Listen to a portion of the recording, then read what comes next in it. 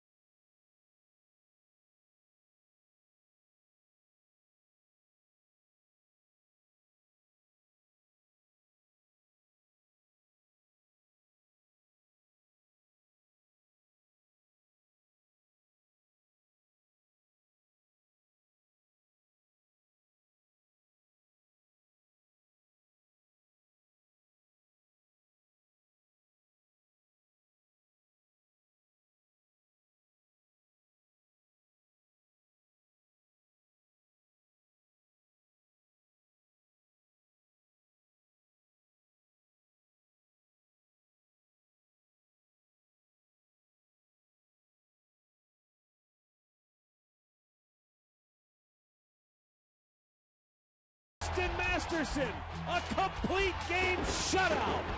His 6th win of the year. And the Indians go to 21-15 on the year as they blank the Bronx Bombers here on a cold day at Progressive Field. 1-0 is the final score.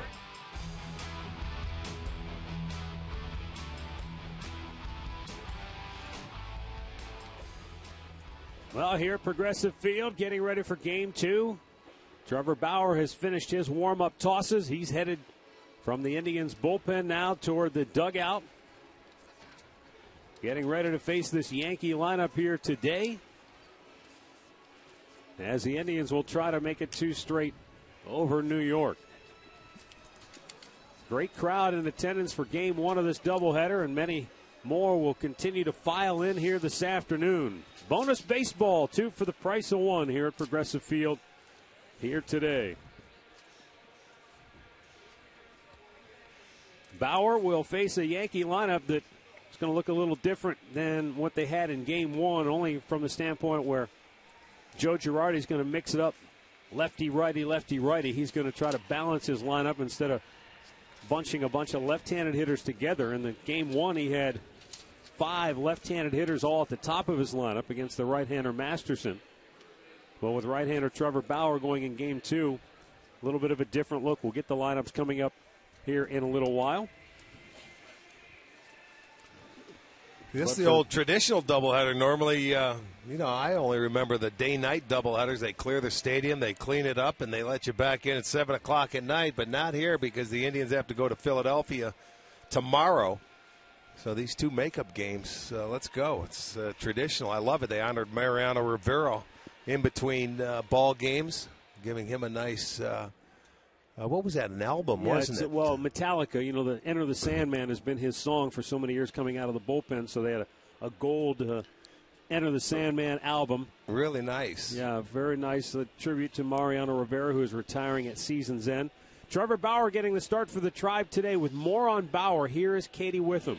Well, Matt, Trevor Bauer is known for his unusually long pregame routine. We've seen him out here in the field about 50 minutes before the game starts, getting his work in. Mickey Callaway, the pitching coach, told me it's going to be different for him today with the short turnaround for Game 2. He actually did a lot of his pre-work with the black band that you see in the clubhouse here today, and then he shortened his long toss program to only throwing from center field to the left field line. Now, this isn't new for him. He actually did a traditional doubleheader where he started Game 2 down in AAA Columbus, so the shortened routine should not affect him today, guys. All right, thanks a lot, Katie. And he's out there now getting ready to face the New York Yankees. And then let's take a look at the starting 9 for Joe Girardi's club in Game 2 of this doubleheader. And as I mentioned, they got a little bit of a different look. Brett Gardner is in the leadoff spot, left-handed hitter. Then the right-handed batting Jason Nix, lefty Robinson Cano, right-handed hitting Vernon Wells, left-handed batter Lyle Overbay. Former Indian Ben Francisco, a right-handed hitter, bats 6th. Left-handed hitting Corbin Joseph, 7th. Then Alberto Gonzalez, a right-handed bat, and Austin Romine from the right side will catch and hit 9th. And 22-year-old Trevor Bauer, he's making his 3rd start. First start coming at Tampa. He went 5 innings. Second start coming here against Philadelphia. And he went 5 innings as well. He got the win in that ball game. So you can see 1-1, an ERA at 2.70. The 10 innings, 13 walks is the thing to watch for, because his problem has been spotting that fastball. But he has a very good curveball and a very good changeup as well. We'll see if he can maintain those this afternoon. Let's check out the Kia Indians defense behind him this afternoon in game number 2. It'll look like this. In the outfield, it's going to be Brantley in left, Stubbs in center, Rayburn is in right. Reynolds is over at third base again, Cabrera at short, Micah Vilas gets the start at second, Carlos Santana goes to first, and Yan Gomes comes in behind the plate. Here are the umpires. The crew chief, Gary Darling, will be calling the balls and strikes. Brian Knight is at first, Dan Isanya at second, Jerry Meals down at third.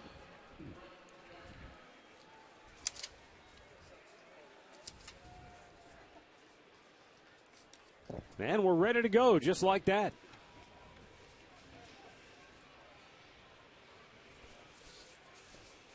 Brett Gardner will start it off for New York.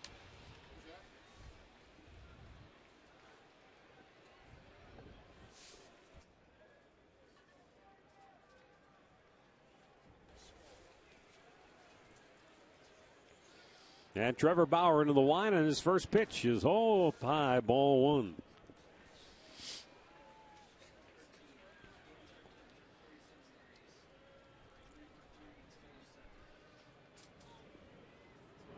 Takes a strike as Gardner was showing bunt, and the count is 1-1.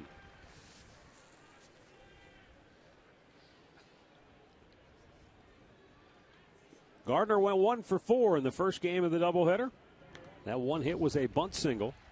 And now that the count goes to 1-2, Mark Reynolds will back up at third. He was in on the grass. Yeah, Gardner last year only played in 16 games for the Yankees. He hurt his right elbow and had issues.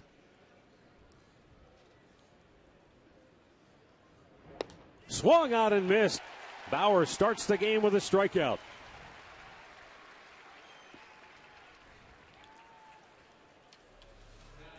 Come right out where Masterson left off. That high breaking ball up out of the strike zone. He's able to get Gardner to chase after it. So he gets his first strikeout.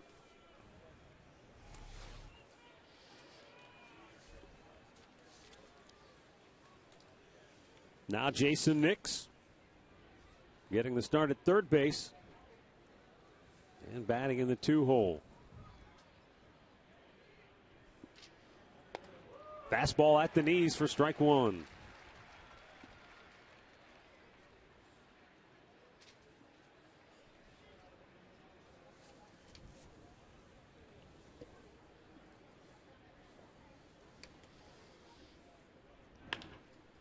Line drive, base hit into left field.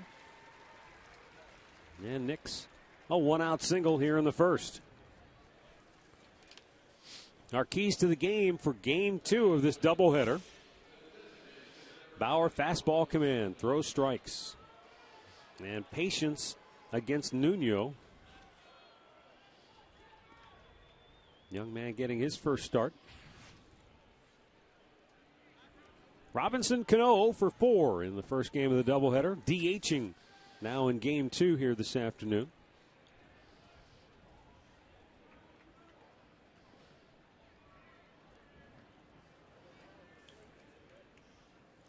That's probably the best they could do with Cano in the lineup. He's your true veteran in there. You can't give him the whole day off. His day off is coming as a DH, getting 4 at bats. Yeah, getting him off his feet a little bit will help to keep him fresh.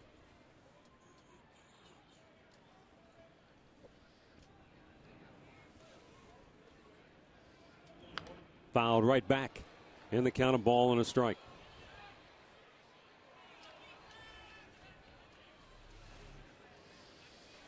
Yeah, they go inside, but just a bit above the belt. And Cano fouls it off.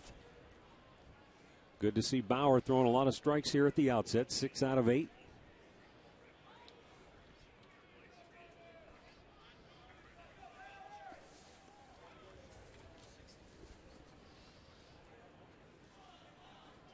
That pitch is popped up, back, and out of play. So Bauer gets ahead 1-2 on Cano.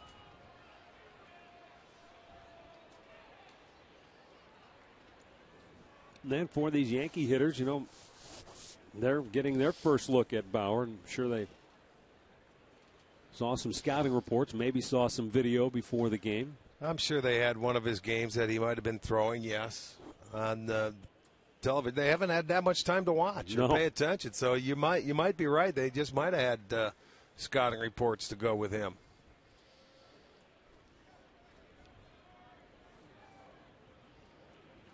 Now the 1-2 and a breaking ball in the dirt.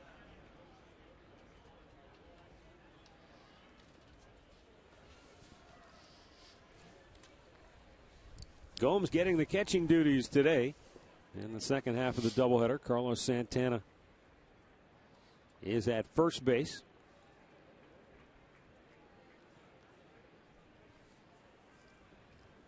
Well, Bauer, he averages just a hair under 20 pitches per inning, 19.8. But he's been very good with the runners in scoring position. Opposition, they're 0 for 11.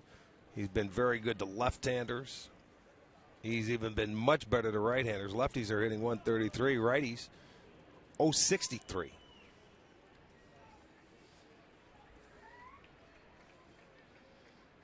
Bauer sets. And the 2-2. Up high with it. And now a full count.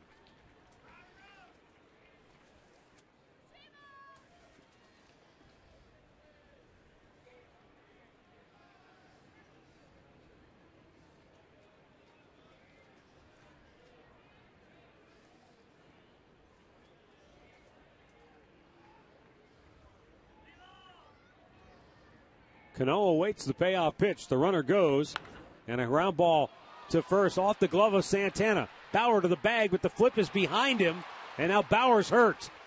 Bauer is down, and he looks like he's hurt. And all the way to third goes Jason Nix. Bauer was stretching for that ball, and he might have hurt his right leg when he was overextended trying to get the ball.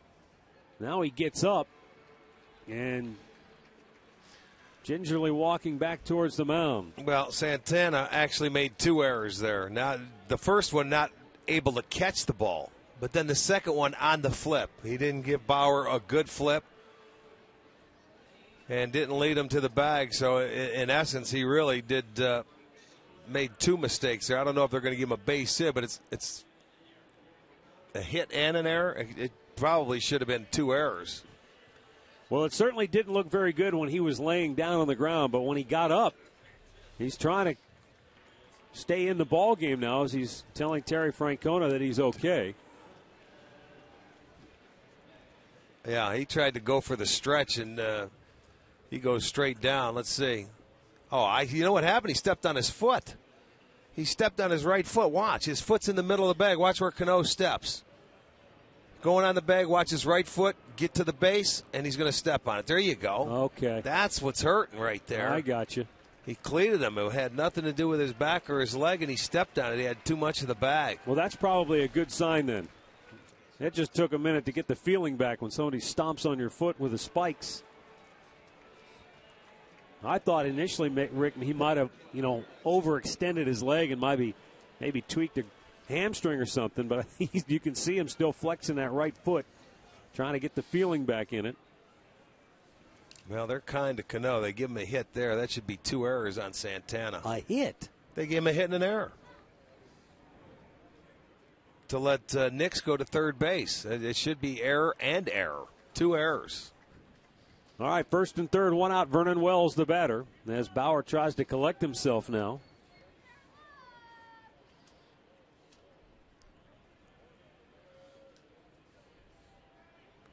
Glancing off the bat, and a foul.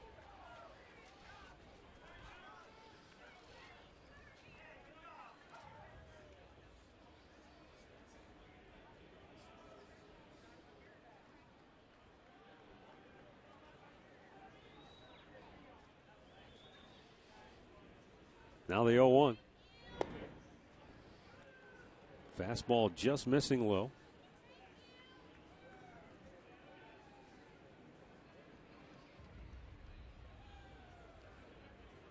He's rearing back and firing fastballs now.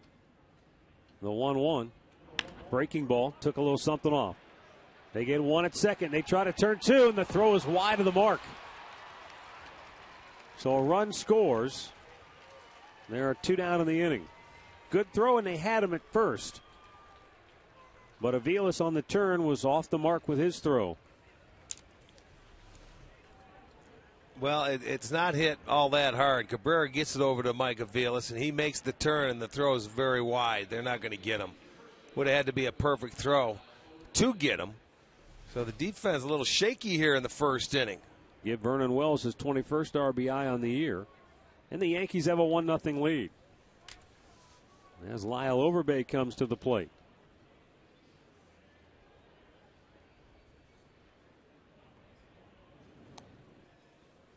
Now, even though it was credited a hit, the misplay really, allows New York to take the early 1-0 lead here.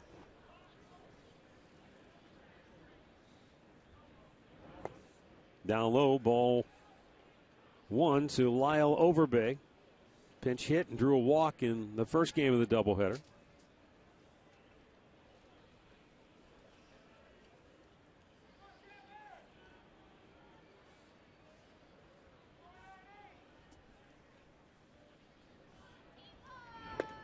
Fastball in there for a strike.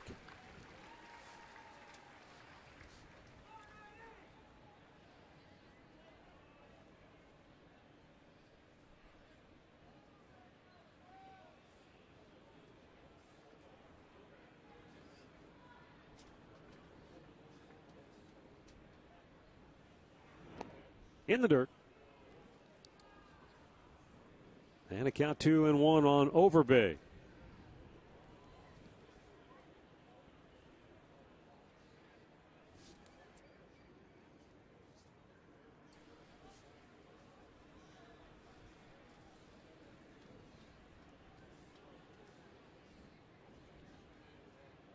Bauer delivers. And there's a fastball for a strike to even the count at 2-2.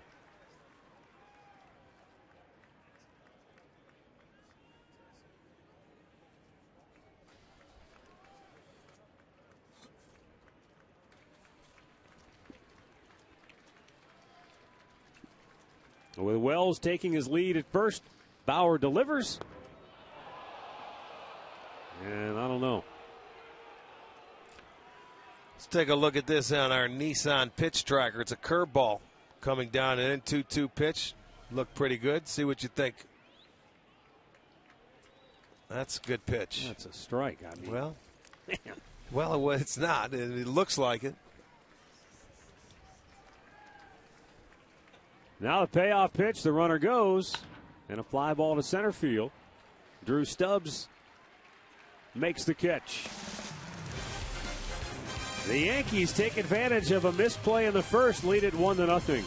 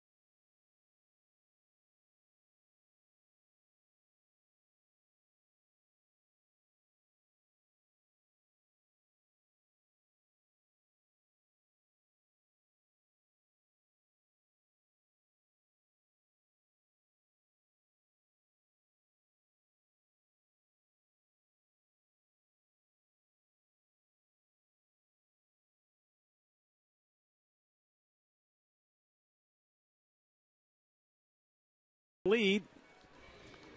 Bottom of the first, let's take a look at the Indians starting lineup, brought to you by Progressive, making it easy to bundle your home and car insurance. Drew Stubbs gets the leadoff spot, then Michael Brantley, followed by Asdrubal Cabrera and Nick Swisher. Carlos Santana, Mark Reynolds, Ryan Rayburn, Mike Aviles, and Yan Gomes give the Indians 8 right-handed bats in the lineup against the lefty Vidal Nuno. And Nuno is making his first major league start today. Second appearance. He is 25 years old, the left-hander. He did pitch 3 innings against Houston on the 29th of April. Drew Stubbs looks at a strike.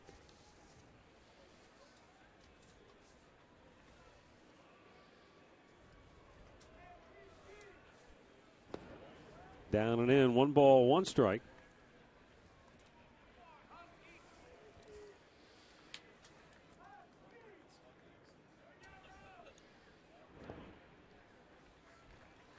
And the count is now 2-1.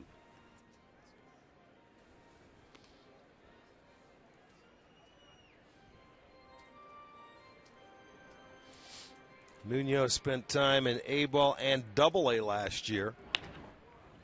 Bounce towards second base, routine there.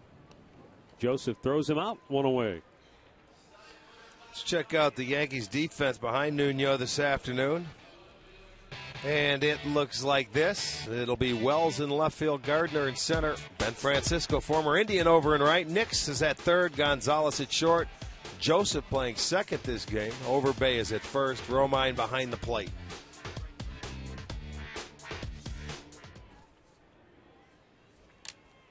There is Michael Brantley, 1 for 3 in the first game of the doubleheader. Takes a strike.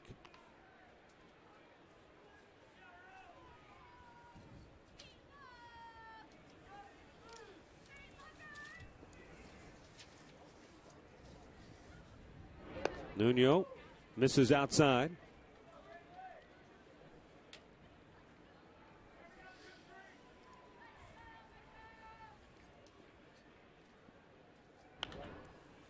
Lifted foul and out of play.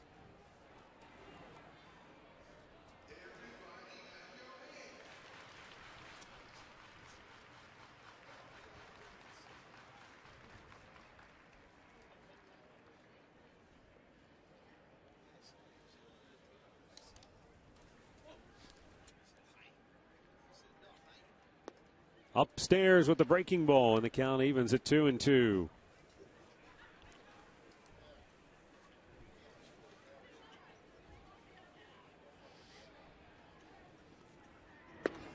Fastball, upstairs, and a full count.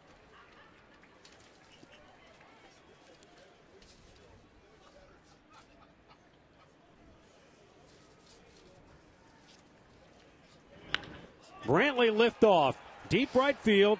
Back goes Francisco and makes a running catch on the front edge of the warning track for out number 2. Nice play by Ben Francisco going back on that ball. And we've got 2 down in the first. Well, he hung him a breaking ball. Brantley hit it on the nose. And it's deep right field. Francisco gets a jump. You see he's got the glasses on looking up and runs it down for out number 2.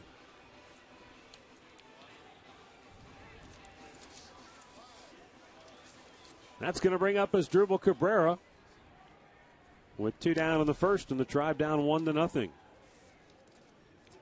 Cabrera wanted to bunt, bunts it back foul.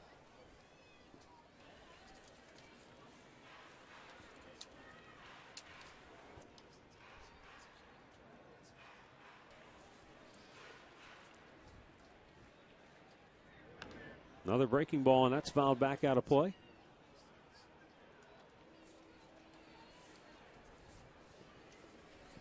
Firestone Complete Auto Care Extra Mile Index. Indians with 50 homers, just 1 behind the Blue Jays for the league lead. As Drubal shoots 1 foul. Now the one difference, Toronto, has played 39 games. The Indians have played 36. This is game number 37.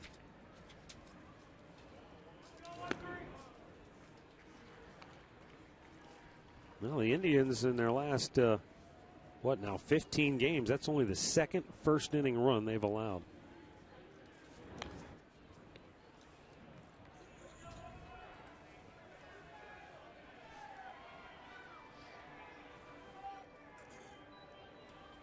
This would be the 16th game in that stretch.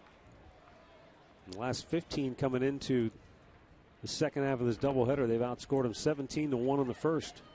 Now 17-2. And we'll see if the offense can generate anything with 2 down here in the first inning. Count back to even for Cabrera at 2-2.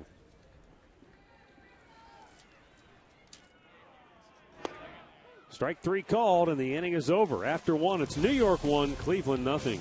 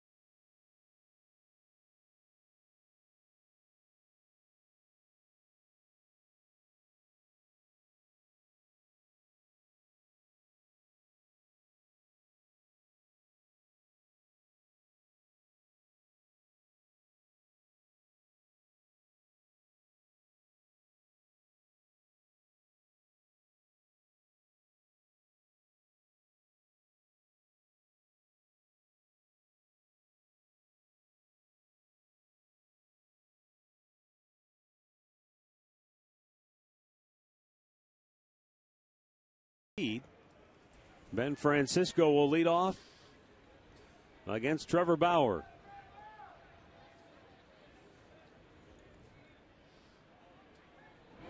Fastball strike. Francisco, 4 hits in 35 at bats. As a Yankee, that's a 114 average. Breaking ball in the dirty, lays off.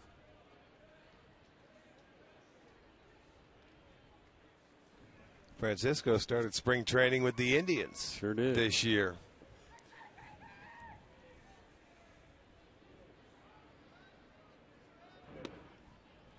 Upstairs with the fastball, and it's 2-1.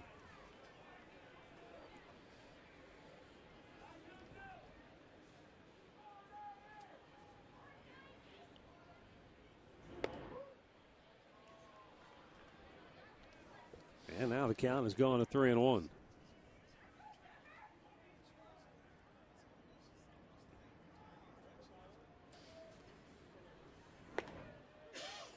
Full count.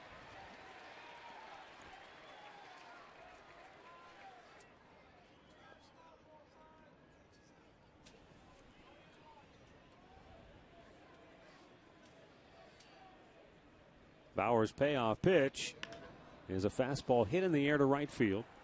Ryan Rayburn has that one away.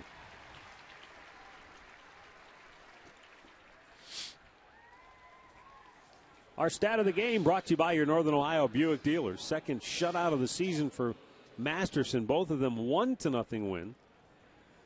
And you got to go back to 1989 when 2 Indians each won a couple of 1-0 games. A couple of left-handers. Greg Swindell and Bud Black both did it. Ground ball to first. Santana has this one. 2 down.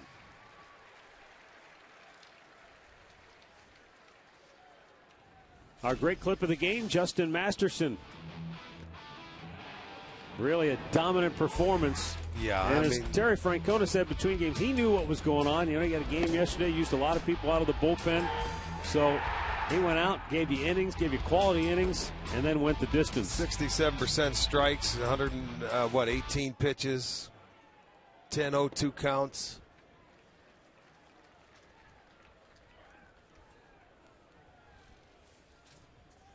Now Alberto Gonzalez. 0 for 2 while with the Yankees. Takes a look. It's upstairs 1-1.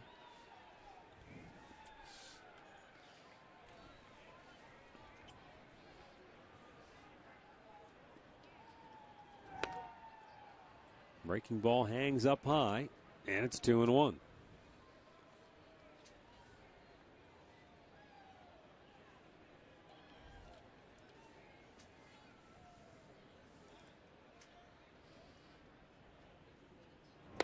Fastball. Ooh. A little bit inside, 3-1.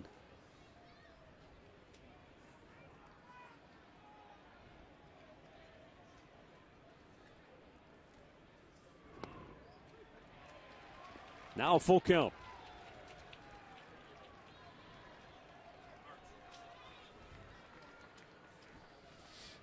This is the 4th full count for Bauer already. And a foul by Gonzalez to stay alive.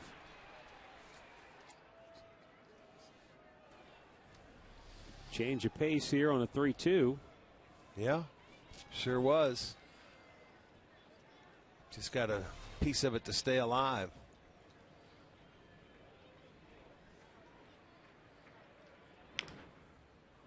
Top to Gotta third. let that go. Nothing you can do. Reynolds will have to put it in his back pocket. Gonzalez aboard with an infield hit. He did that in the first game, didn't he? No. No, that was Nelson.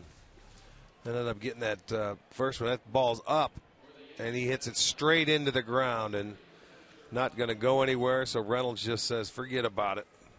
2-out base hit. First for Gonzalez as a Yankee, and now Austin Romine 0 for 6 so far on the year.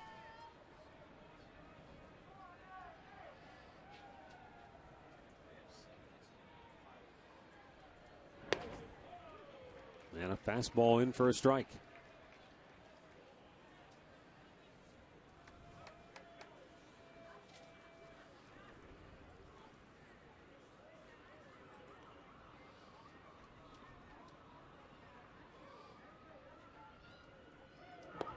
Swung on and missed. Good pitch. It's 0-2.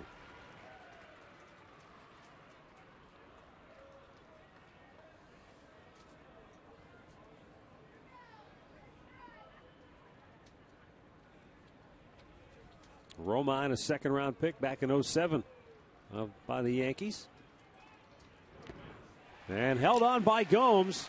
Second strikeout for Bauer. Middle of the second, it's New York 1, Cleveland nothing.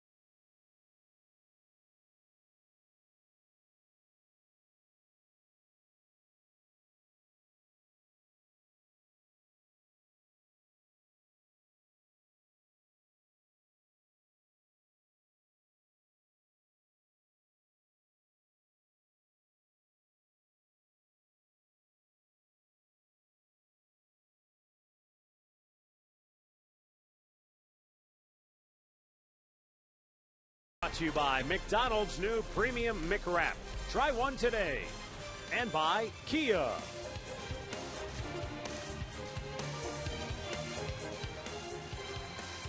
Bottom of the second inning, Nick Swisher, Carlos Santana, and Mark Reynolds for the Indians.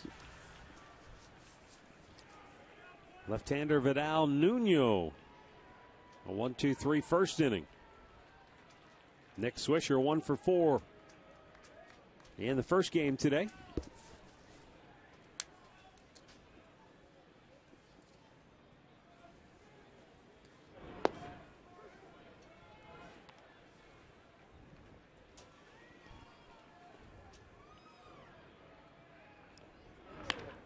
Hard hit ground ball to short. Gonzalez had him played in the hole, and a good throw gets him one away.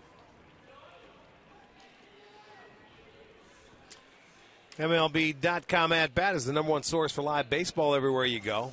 Available for iPhone, iPad, Android, and BlackBerry 10.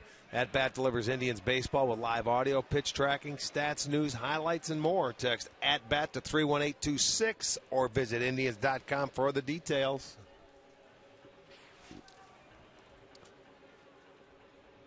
With the left-hander Nuno on the hill, Santana batting from the right side. The Yankees really pull the left side of their infield over toward the line. The third baseman Nix a couple of steps off the line, and you see the shortstop Gonzalez all the way over into the hole.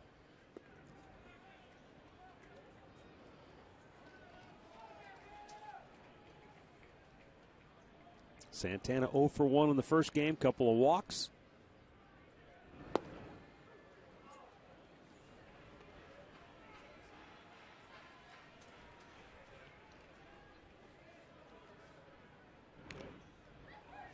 Foul back. Got a piece of the catcher Romine. 1-2 the count.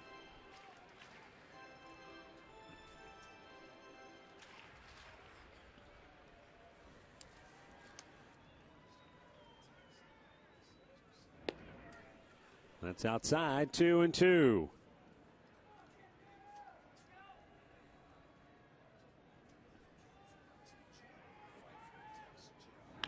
Santana deep down the left field line, but foul.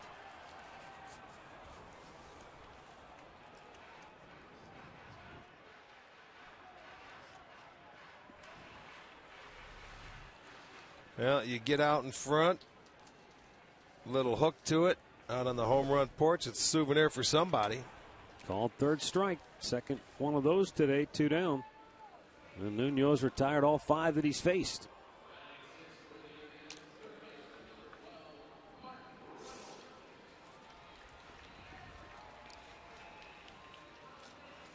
Lots of sunshine, cool temperatures in the 40s this afternoon. Breeze still blowing in from the left field foul pole toward the right field foul pole. And a breaking ball is in there for a strike to Reynolds. 0 for 2 with a walk in game 1. 6 for 6 first pitch strikes. He has been perfect getting ahead of the hitters.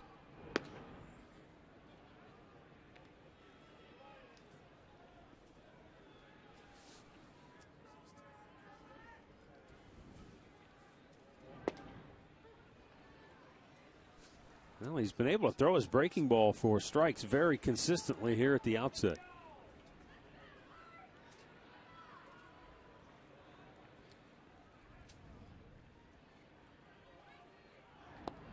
A little bit outside with that one.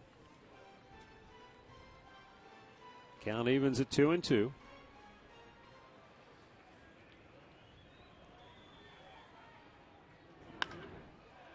And a fly ball deep center field. Back is Gardner all the way to the warning track. But the Indians go 1-2-3 for the second inning to start the game.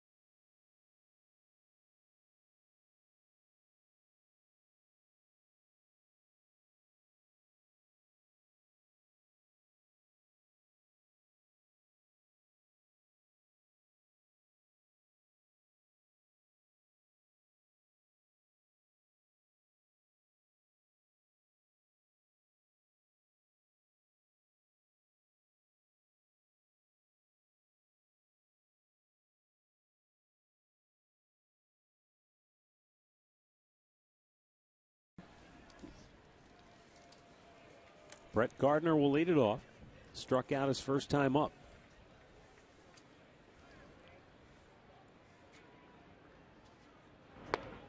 Takes high, ball 1.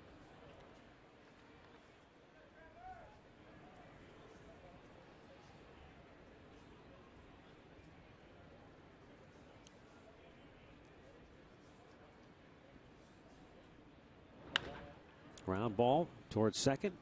Mike Aviles throws him out, 1 away.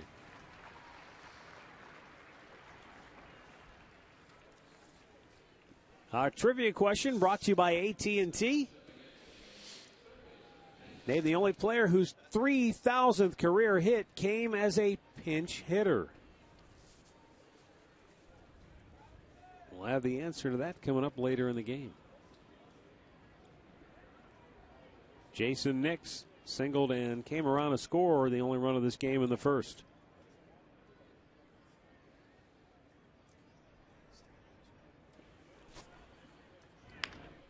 Chops it foul, third base side.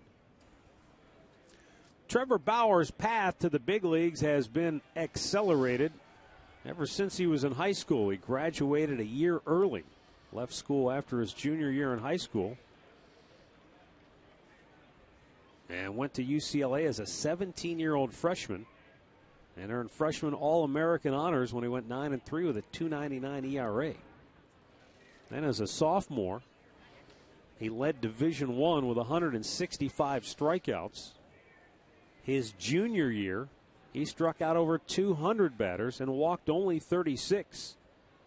And that's when Arizona made him a first-round pick. Number 3 pick in the country. There are things that Bauer has to work on, though. He's 22 years old, and it's fastball command. A lot of times that fastball is elevated up in the strike zone. Seems like he's throwing a little bit uphill. He has a very good curveball and a nice changeup. But, you know, coming into pro ball after pitching for Arizona last year, you know, he still needs some seasoning. It's not that easy to make it jump out of the colleges. I don't care how good you are. Come into pro baseball and think you're going to dominate. He has very good stuff. They think he could be a very good pitcher. Hit foul, third base side, full count. And he's been the fill-in guy this year, you know, making starts when Kazmir was out. Remember, he went on the DL early when we went to Toronto. He made the start Trevor Bauer did down in Tampa. Needed another start when Philadelphia was here last week in town, and he made that start. And here he is again in the second game of a doubleheader. And a 3-2 is low, ball 4. First walk issued by Bauer, and a one-out base runner now for Robinson Cano.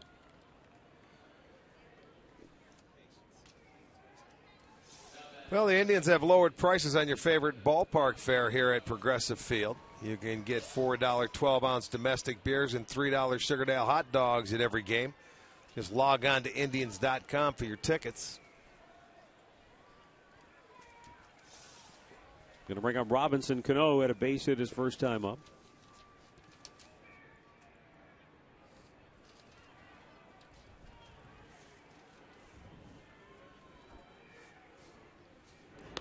I'm sure a lot of fans have read about Trevor Bauer and his throwing program, his training techniques. It's a little unorthodox by the baseball standards, but it's something he believes very strongly in. Well, he is an unusual pregame throwing program, the long toss. He's got the black band that he gets his arm and his shoulder loose with. Terry Francona, talks about Bauer, and he said, I think he's the kind of guy that you're going to look back on and say you're happy that maybe he's a little stubborn. And because he said, those kind of guys, if they believe so strongly in themselves, if you try to break them of that, you break them of who they are. That's really not a bad thought, because I'll tell you, he's 22. He's got a great work ethic. Nobody works harder. He studies video. He's into it and what he does. So he's got it. It's just a matter, you may have to tweak and, fine-tune a few different things, and I'm sure he'll learn that along the way. You give and take a little bit when you get up to this level, because it's an awful long season. 2-0 pitch in for a strike. And maybe there's some things he can learn. And also maybe there's some other things that some other pitchers he can teach.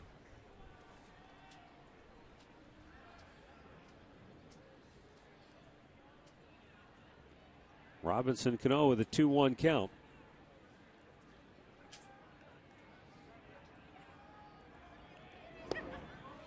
And that, wow. Called a ball. It's 3-1. I mean, Jerry Davis maybe squeezing him a little bit here. Might be a little bit low. Gomes, though, he tried to bring it up a little bit and frame it for him.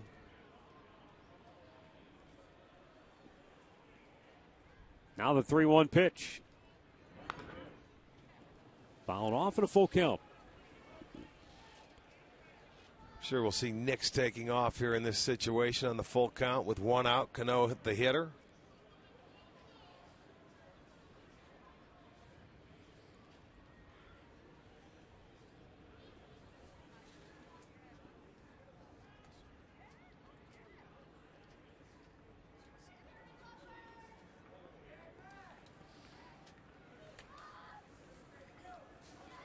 Nick's held by Santana for the moment, but let's see if he's moving on the 3-2.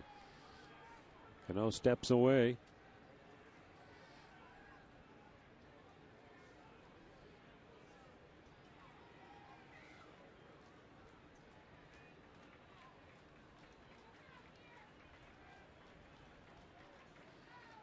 Runner goes, payoff pitch. Right back to Bauer. He looked to second, but he'll take the sure out at first, 2 down. Boy, very smart. He thought about it, realized that Nix was on the run to stay out of the double play.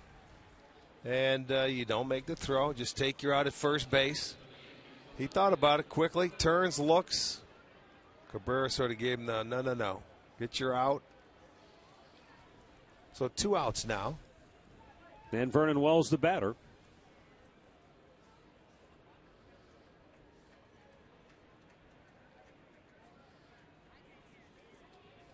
Wells bouncer is short his first time up.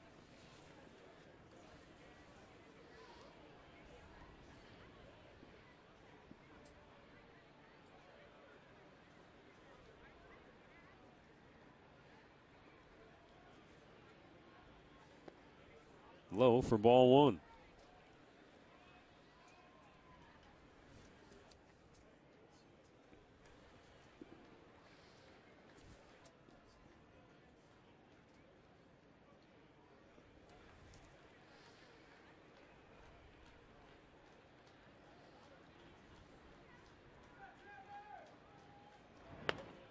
Missed up high, and it's 2-0.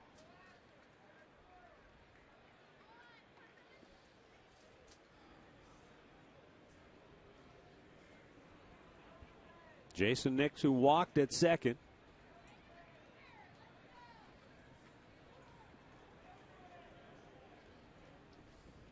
$30 out of 54 for strikes for Bauer to this point.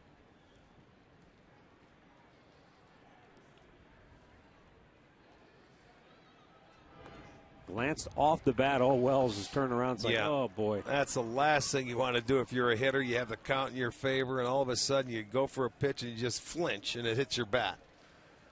Instead of being a 3-0 count, now it's 2-1. You just shake your head. All you can do. You mentioned Bauer, 19 pitches per inning. He's right around that mark.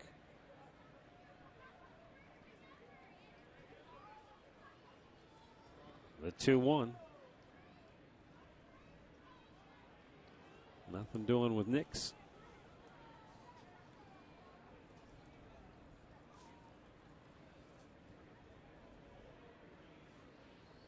Not out of the third inning just yet, but hopefully he can be soon. The 2-1.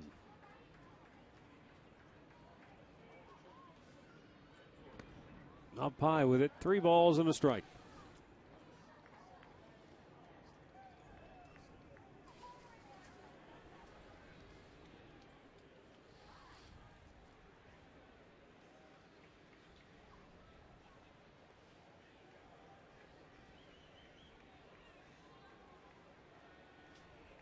Lyle Overbay would be next. The 3-1 to Wells is a foul right back to the screen. And a full count. When he's able to power that fastball down in the zone, he is pretty effective. And you watch that fastball, 92, anywhere from 92 to 94 miles an hour, and you see hitters, they either don't swing at it because it's, getting too hard to hit, or they just are lucky to foul it off. Well, he'll throw anything at any count as well. Change-ups, the curveball, it doesn't matter. This is the third time we've had a chance to see him pitch, and it's tough to get a read on him. But he misses low. That might have been a change-up. Yeah. Second walk of the inning, and now there are 2 on and 2 out for Lyle Overbay.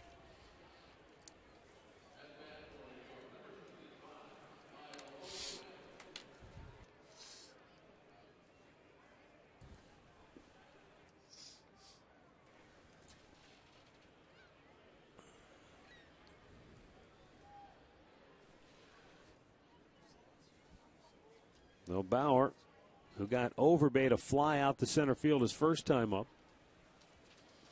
will go to work here.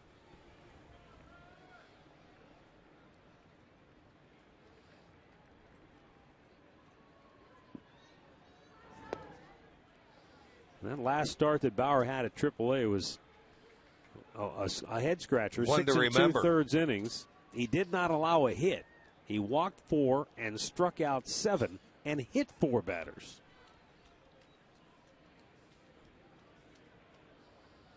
But he took a no-hitter into the 7th inning.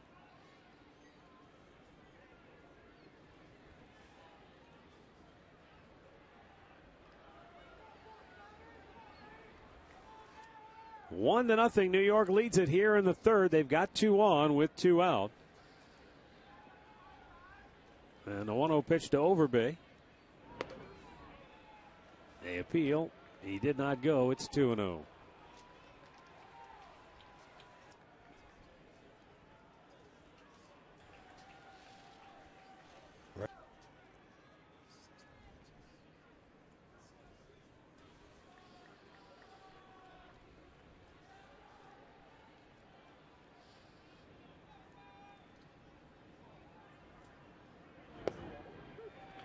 Fastball on the inside corner for a called strike. It's 2-1.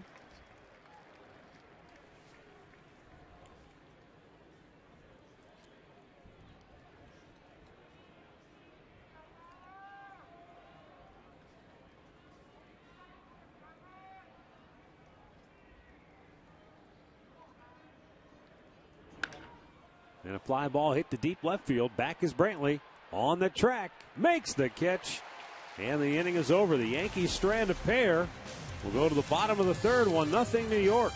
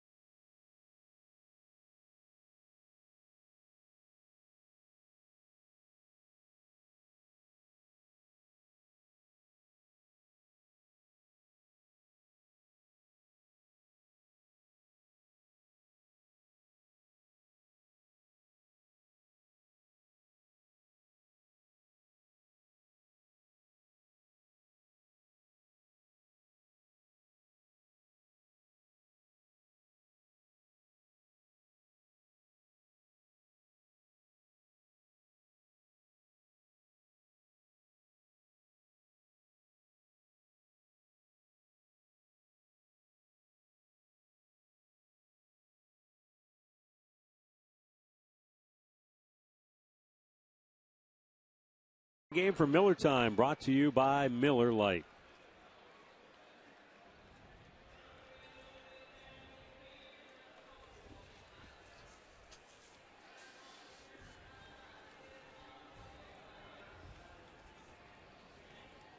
For the Tribe here in the 3rd, it will be the bottom 3rd of the lineup. Ryan Rayburn, Mike Aviles, and Yan Gomes.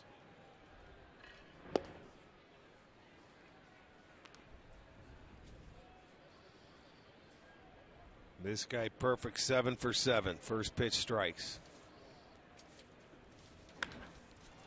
There's a high pop right field. Francisco makes the catch, 1 away. Well, before the ball game today, the Indians paid tribute to the retiring Mariano Rivera.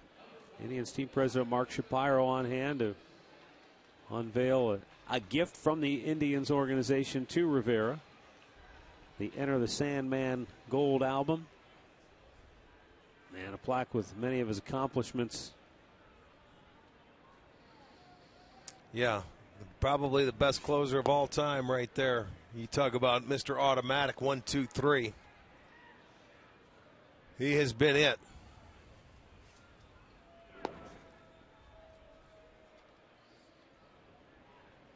And he's back, and he's a perfect, 15 for 15. The earliest he's ever had 15 saves in a year is this year. Hard to believe. And it's his last. The 2-1. Or the 1-2, I should say, has popped up on the infield, and Lyle Overbay will make the catch. 2 down. Well, I'll tell you one thing, Vidal Nuno, if there was one team he probably really wanted to make his first major league start against, it's the team that drafted him. And he is shutting down the Indians so far here today. He has retired the first 8 that he has faced. The Indians drafted Nuno back in the 48th round of 2009 out of Baker University in Kansas. 48th? And then I don't even know if they go that deep anymore. They released him after the 2010 season. He pitched in Lake County that year. And he pitched in the Independent League. Let's see, pitched for the Washington Wild Things in the Frontier League in Washington, Pennsylvania.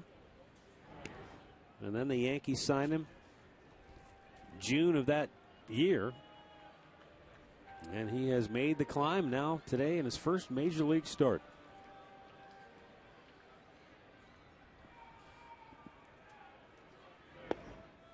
And a strike. 2-2 the count on Yan Gomes.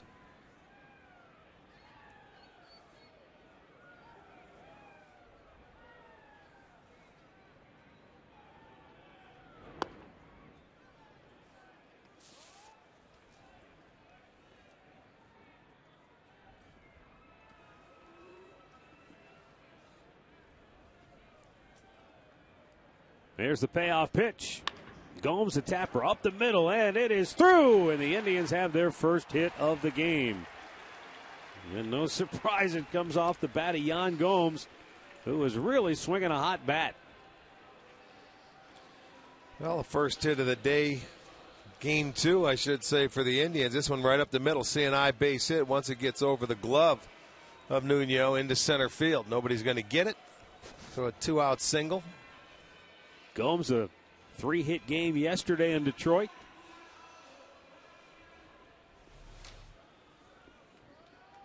Well, here's Drew Stubbs with a runner at first and 2 down, and Stubbs takes a strike.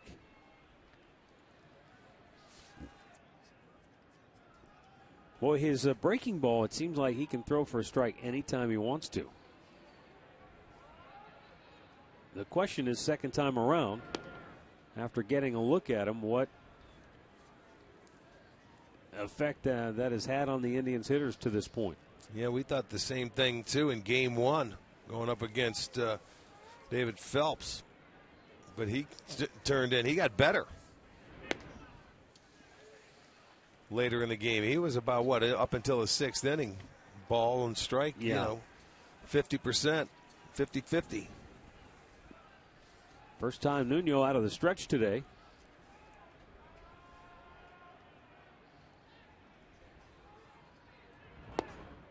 And Stubbs takes a little bit low. 3-1.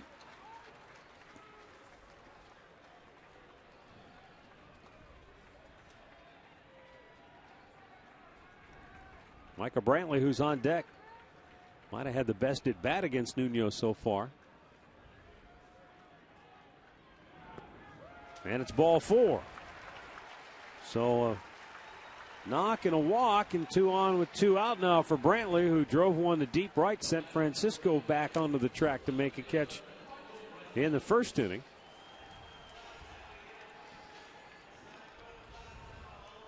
Indians down 1-0 here in the third. Yeah, this guy, he moves it around, nothing fancy. He just happens to get ahead of you. First pitch strikes. There have been no Indians swings and misses.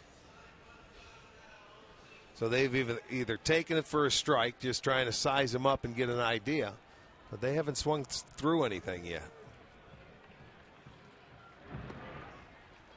Yeah, that's low ball one. Well, out of the stretch now, he walked Stubbs. And it's ball one to Brantley.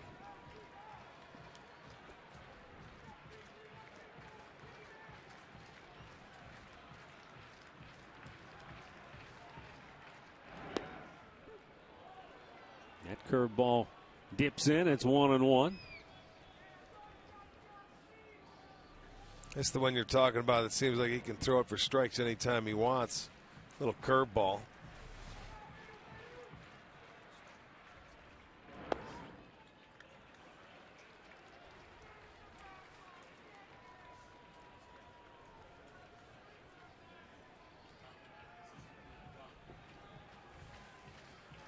Two and one the count for Michael Brantley with 2 on and 2 out here in the third. Tribe down 1-0. Brantley pops it up. And the third baseman, Nix, will make the catch. So the Tribe strands a pair, and after 3, it's New York 1, Cleveland 0.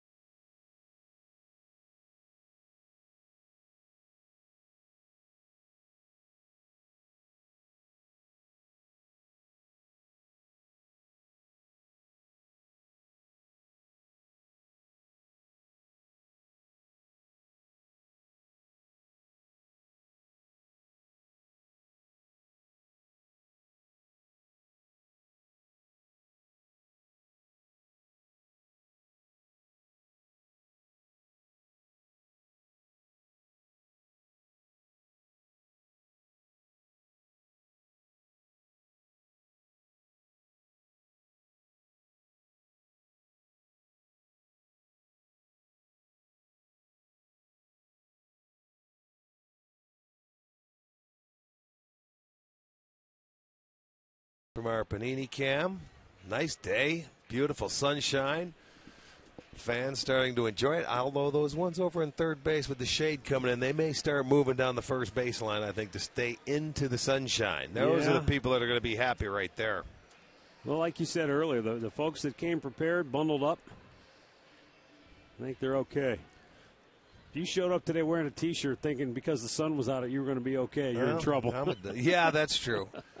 But a lot of people in Ohio do that. They see the sun out and you go, okay, fine. Short sleeves and shorts. We think we're kids again.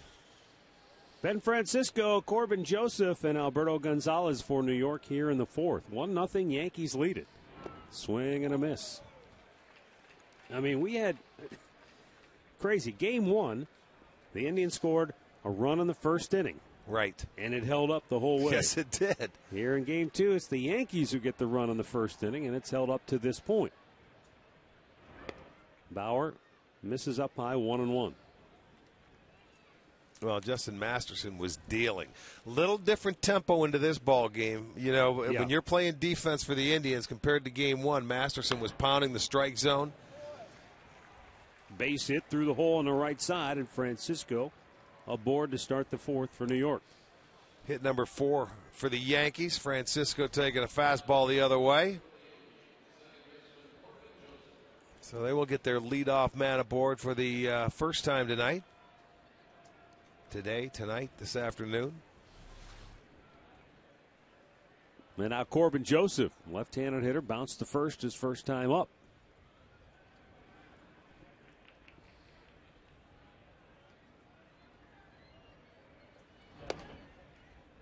It's outside for ball one.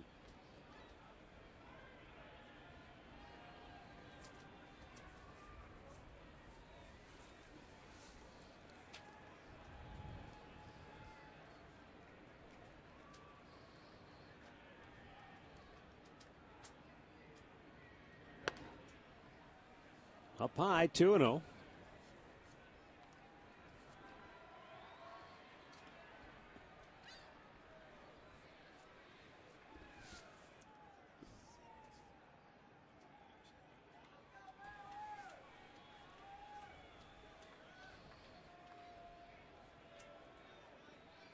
Now the 2-0 pitch. And that's up high, 3-0.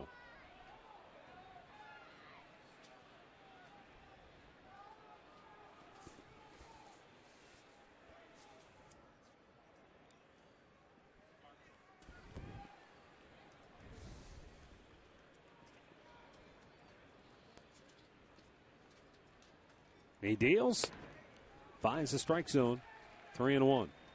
Well, the one thing about Bauer that I've noticed, it doesn't bother him when he gets to a 3-ball count. He still comes back and finds a way to throw strikes. He has had 8 3-ball counts today. 3-1, he comes back, he finds a way, whether it's a changeup or whatever. In the air to center field as Drew Stubbs settles under it. And out number 1 on that 3-2 pitch. With more on Trevor Bauer, here's Katie with him. Well, Matt, the Indians didn't necessarily plan to have Trevor Bauer start a game and then go back to the minors for a couple of weeks and then start another game. But Mickey Callaway told me there's something to be said for that because he's able to go back to the drawing board and work on things. He feels like he's seen him improve with each start. Today, the focus is on the little things. They want to see him command first pitch strikes, and specifically they want to see him get the first batter out in every inning. Well, here is sort of the difference, Rick, from maybe when you started out your professional career and where we are now. The Indians are very aware of Bauer, and they want to work with him on this thing. I mean, Chris Antonetti went to him and said, we want to make sure that we're not going to mess up your development by bringing you up for a start and then sending you back down. So, I mean, there was dialogue, whereas in your day, you got called up, you go pitch, and you got sent right back down. Yeah. Nobody said a word to you. That's true. But, I mean, it's a little different nowadays, and, communication is obviously something that this organization has prided itself on for a long time. Well, if you're a youngster and you're getting an opportunity to pitch in the big leagues, you have to look forward to it. But I understand what they're saying, to work on something. You come back up here, this is already his 3rd start, and you can take whatever you take away from that ball game, whether it's good, bad, or indifferent, and at least go back and work on something. And they still believe he needs seasoning. And today, as Katie was saying, get that leadoff man out every time up. Well, he has up until this inning. Francisco had the leadoff hit. Other than that, he's been able to do it. 2-2 the count. And let's face it, Rick, I mean, if he came up in any one of these starts and just was lights out and dominating hitters, then that could change a lot of the thought process. That's all it takes. Well, for whatever reason, Arizona just, for a number 1 draft pick, their 3rd pick in the country, they got rid of him in a hurry, I thought. The guy has talent. There's no question. Santana on the move. Makes the over-the-shoulder catch in foul territory for out number 2. Well, it comes back to patience. Patience as an organization, as a coaching staff. That's not everybody fits into the nice little neat category. No, you're exactly right. It is patience. Santana making the catch with his back to the infield. You go over to that Arizona staff, and it's Kirk Gibson, the manager, a little rougher. They've got veteran coaches, that whole staff. Kevin Towers, a guy that believes in building that bullpen and stuff. Look, they probably read it out of favor with him because Bauer had his own thoughts, and they wanted to change him, And you're right, not every organization is like that. You've got to find somebody that's going to work with this kid and let's develop him. And that's what baseball's about. It may not be for everybody, but you'll find somebody that'll work with you.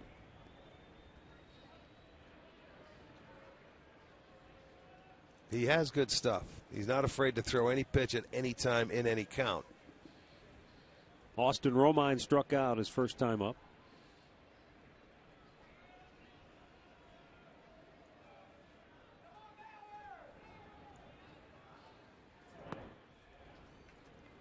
Two balls, no strikes.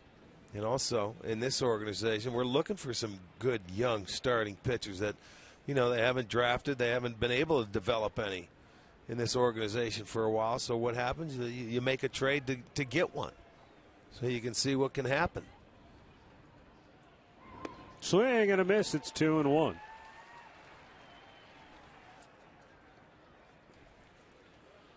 To me, just watching him pitch again, this is his third start, that changeup seems to be the go-to pitch most of the time when he needs to throw a strike. It's about 86, 87.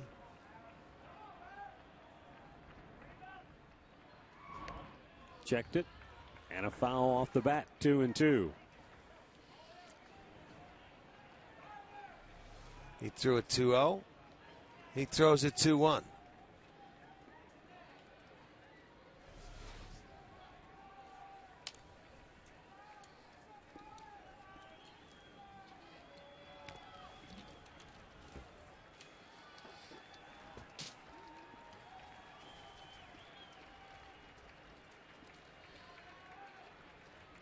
Bauer's 2-2 pitch. Just missing, full count.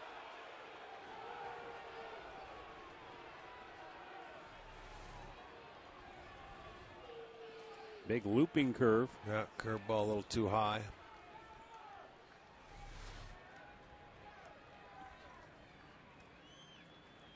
Runner goes, the 3-2 pitch, popped him up at the plate. Gomes gives way to Santana. And he's got it.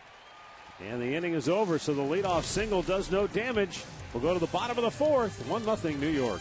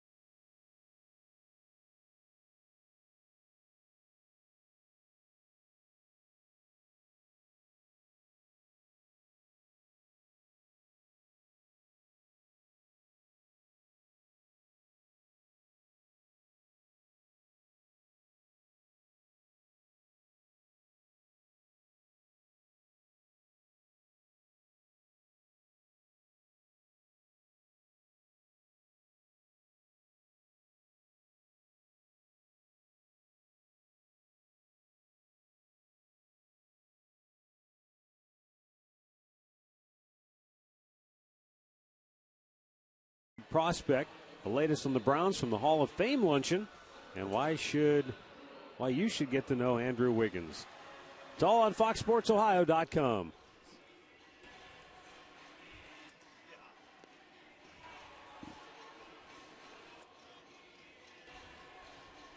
Vidal Nuno getting the job done so far here today for New York.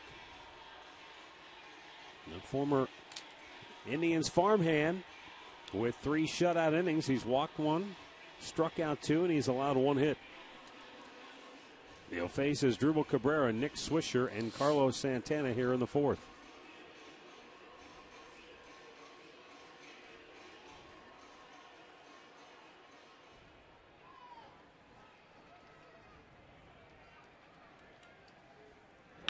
Cabrera right back to the mound.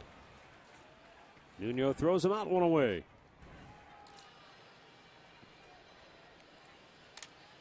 Well, we tell you there's going to be $15 dog nights this year, and there will be another one coming Friday night. The Seattle Mariners are going to be in town, and it'll be dollar dog night all night long for $1. Come on out, bring your appetite, eat hearty, and watch the Indians take on the Seattle Mariners.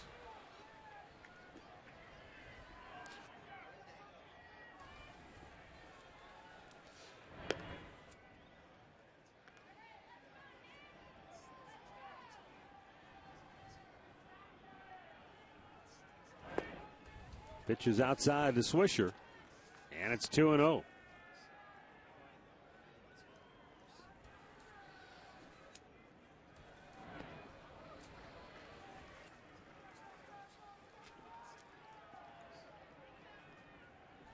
Vidal Nuno, as I mentioned, was drafted by the Indians, then went to the Independent Frontier League. And then this spring, he won the Yankees award as their most outstanding rookie in spring training. And now in his first major league start, he walks the Swisher with one out here in the fourth. It's the second walk he's issued here today. And now Carlos Santana coming up, called out on strikes his first time up. So second time through the order so far, first four hitters, two of them have drawn walks. Now Santana.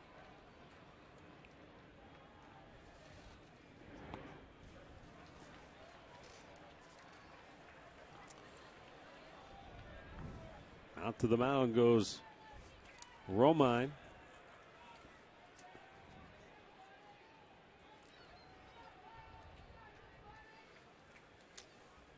Yeah, this guy can, I mean, you have to remain patient, but he has a tendency to sneak one by you for strike one.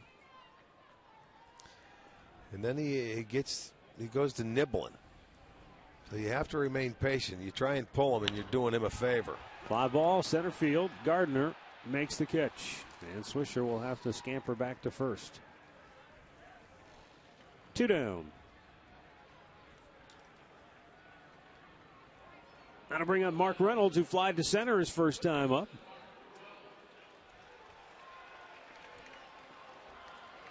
As I said before, the hardest ball hit in the game was back in the first when Michael Brantley sent one to deep right field. They haven't barreled many up at all. A lot of pop-ups, miss hits, ground outs, a couple of strikeouts. He is kept off the barrel of the bat.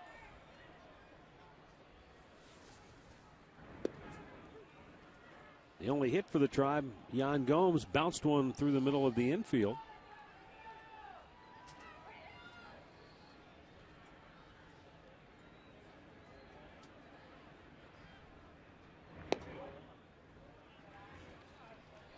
One ball, one strike.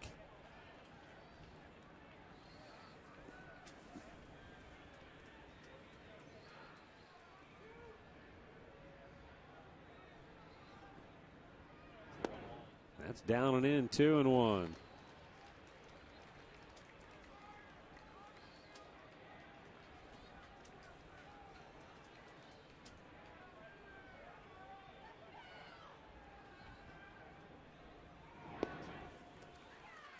Well, Reynolds being very patient. He's got himself into a 3-1 count. Ryan Rayburn waiting on deck.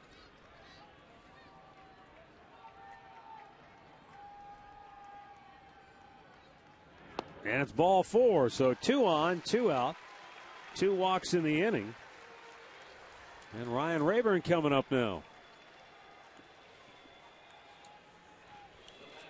Rayburn fly to right his first time up.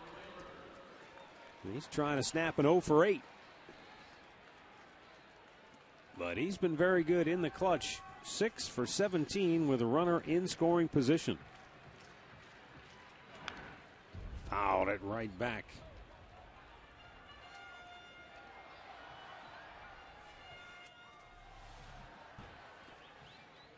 There's the fastball he was looking for, usually on the first pitch, and he fouled it back.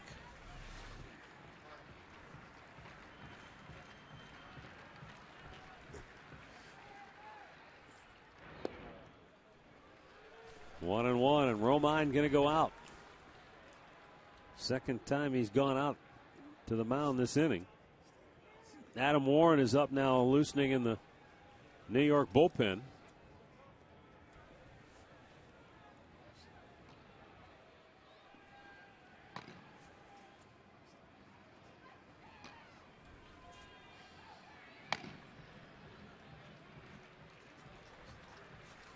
Now the 1-1 pitch. Had another decent one to hit and fouled back 1-2.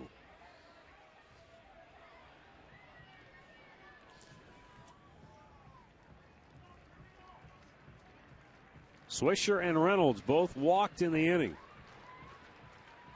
And with 2 outs, Ryan Rayburn down on the count, a ball and 2 strikes. Breaks his bat, bounces it slowly to short.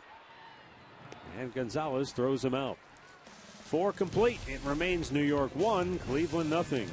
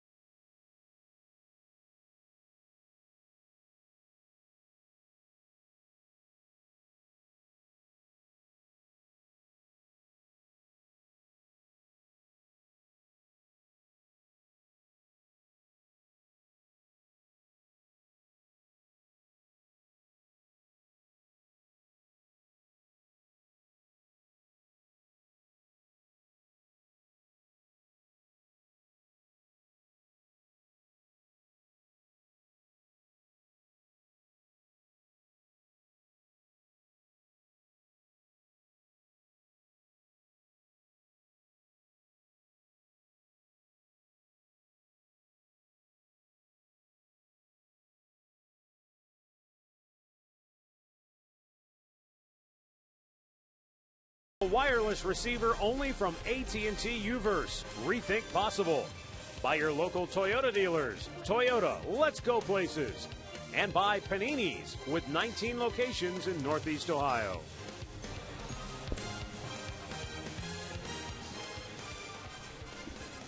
Yankees with a 1-0 lead as we go to the 5th. Top of the order for New York. It'll be the 3rd time today that Brett Gardner has led off an inning. In fact, in the first inning, Trevor Bauer faced 5 hitters. In the second, he faced 4. In the third, he faced 5. In the fourth, he faced 4. He led off 3 times in game 1 as well. Is that right? Yes. Just check the scorecard. He sure did. First 3 Isn't times. that something?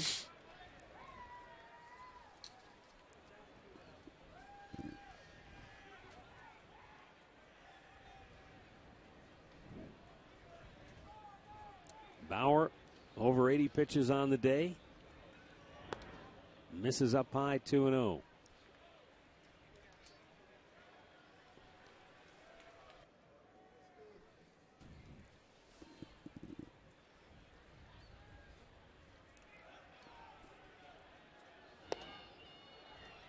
Bullseye, a strike, 2-1.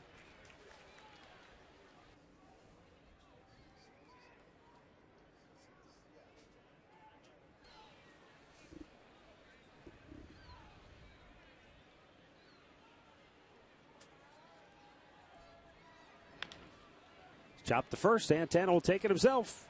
1 down.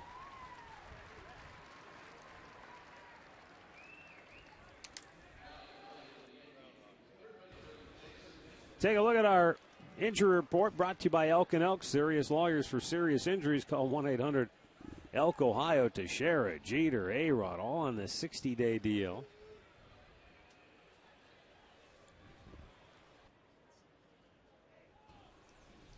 If you joined us later, missed our earlier telecast, mentioned in Game 1, they've got almost $100 million worth of payroll on the DL right now. Well, yeah, you look at the infield. Yeah, the only guy there. Teixeira and A-Rod and Jeter, those guys, they're almost 100, it seems. 50, that's close to it. There's a strike call. You know, just for those 2 guys, what's it, $72 million for those 3? Jeter at 16.7, A-Rod at 29, Teixeira at 23. Close enough. That's a lot. I mean, the Marlins payroll, A-Rod makes more than their whole team, doesn't he? There's a number of players or that not make the Astros. The Astros, right. Although the Marlins can't be very high. They're not far behind.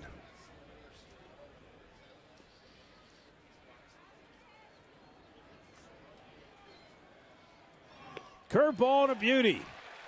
Drops in there for strike 3 called. Nick's out looking. That's the third K for Bauer. 2 down here in the 5th. Nice. He started that curveball off nice and high, and it drops into the strike zone. Look at that, above the head of Nix, and it comes down into the zone. He gets the call. Good pitch.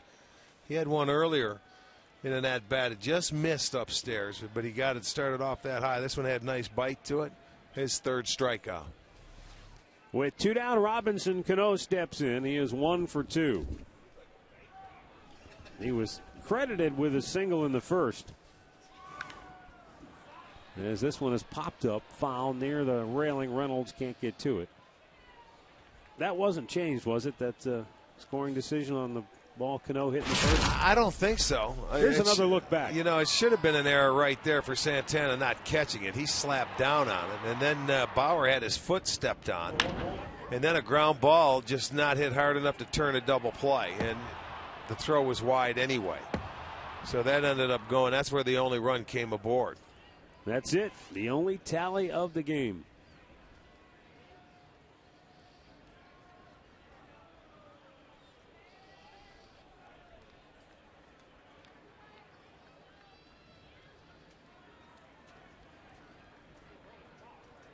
A 0-1 pitch. Pop back towards us. And down into the crowd. 0-2 the count.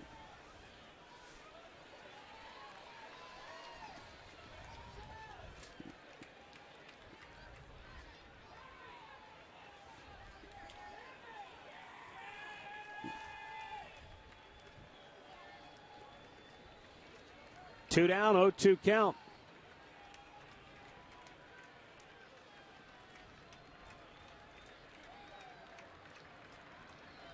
Bauer, a little slow windup. Breaking ball swung out and missed, gets away. Gomes pounces on it, throws to first, got him.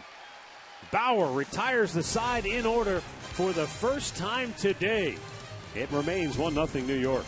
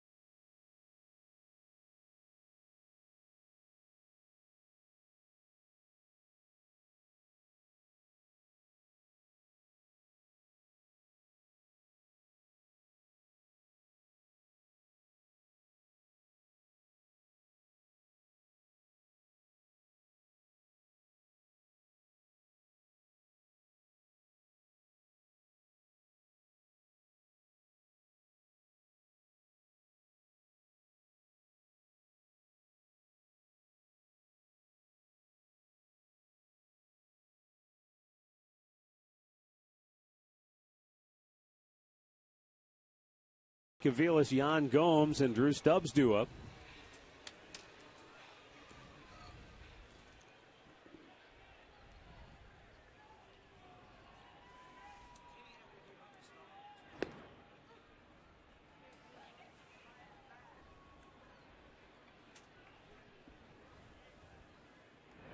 Aviles bangs it foul, third base side.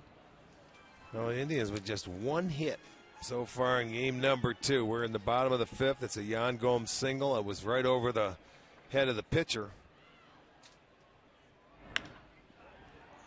5-ball to right field. And Ben Francisco is there. 1 away.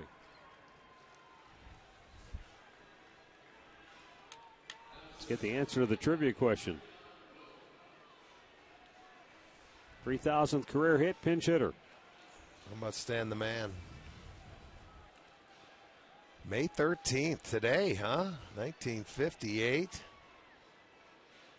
Pinch hit double, but he went on to have quite a few more hits.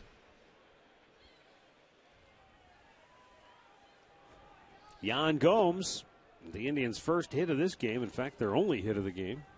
They've had 3 walks, but the only hit belongs to the red-hot Yan Gomes, who had 3 hits yesterday in Detroit.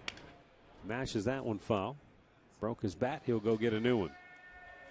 Showed you the Yankees injury list. For the Indians, Vinny Pastano got off the mound between games today, and he's hopeful to get back into that Tribe bullpen very soon. He tweeted out yesterday he's tired of watching us on TV. I don't blame him. And so Brett a lot Myers, of other people. Brett Myers is scheduled to throw a bullpen in the next day or so, maybe when the team is in Philadelphia. So those two guys trying to work their way back. One into the bullpen, one into the rotation.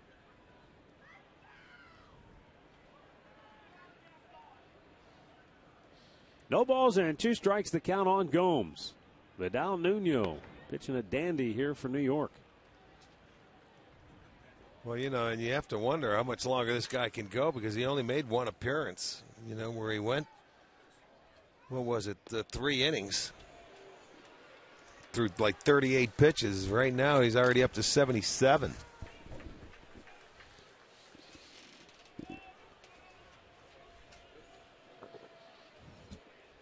Up and away with it.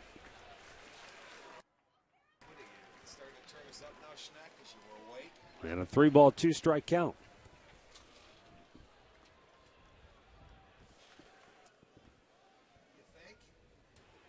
And the payoff pitch is hit out of play to the right.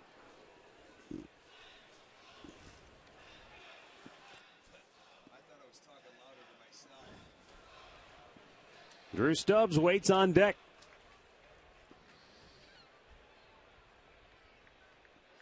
Payoff pitch. And that's popped out of play down the right side. Well, he's worked his way back into the count after being down 0-2, fouling off a couple of pitches. So I like this guy's approach offensively. He's got a pretty good approach. Doesn't try and pull off the ball. Seems like he'll try to use the whole field. Yes, he does. He's got a nice approach, looking to go the other way.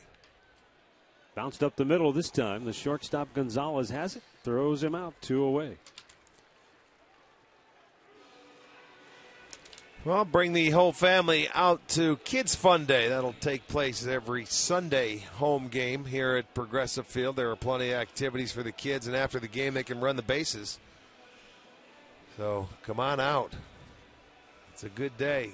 Kids enjoy it. Here is Drew Stubbs, who walked his last time up. Takes down low, ball 1.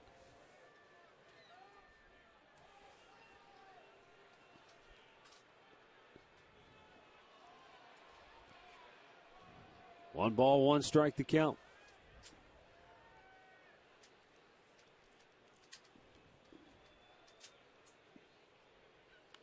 Stubbs with a line drive, base hit in the left field.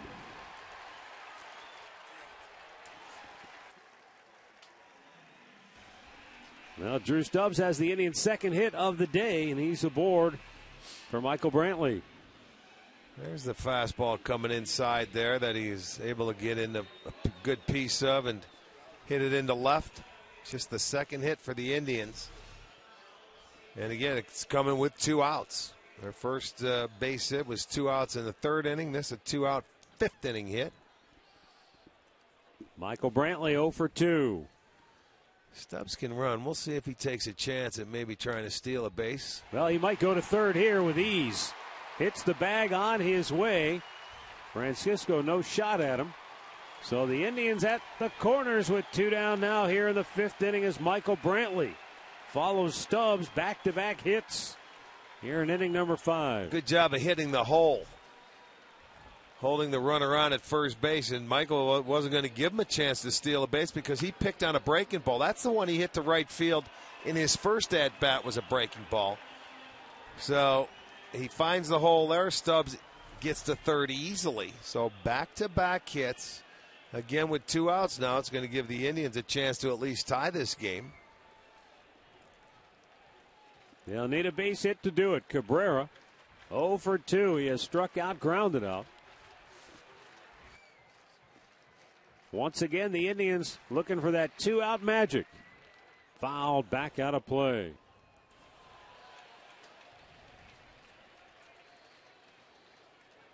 Well, when Cabrera was hot and swinging the bat very well, and he has been hot over the last couple of weeks, he likes to strike early in the count. I'd say the first 2, possibly 3 pitches.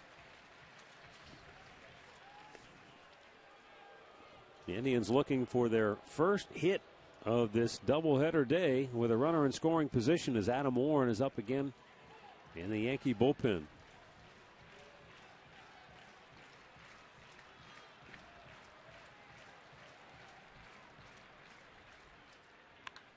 Rip foul. And Cabrera upset with himself, 0-2 the count. Just couldn't wait back long enough on it. Well, he gets that breaking ball down and in. It's about all you could do with that pitch, isn't it? It was down there. It was coming inside. Maybe just more out of frustration than anything else. The 0-2. Bloop toward right field, but it's going to go foul. Everybody in the ballpark up on their feet. They were hoping to erupt for the first time in the second half of this doubleheader. That's all it would take. You'd take any kind of hit you can get right here. Yeah, that would have been a bloop. Those work out really well at times, don't they? Anything with 2 outs does. Cabrera down on the count 0-2. Romine going to go out for a chat.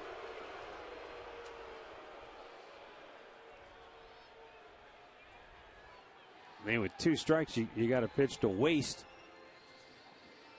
Not that you necessarily want to bounce one with a runner at third, but no, you probably don't want to make it too good. No, that's true. You don't want to give in and get a lot of the plate. Set up your next pitch. Got him looking. And the Indians strand 2 more. They've left 6 in the last 3 innings. And they still trail it 1-0.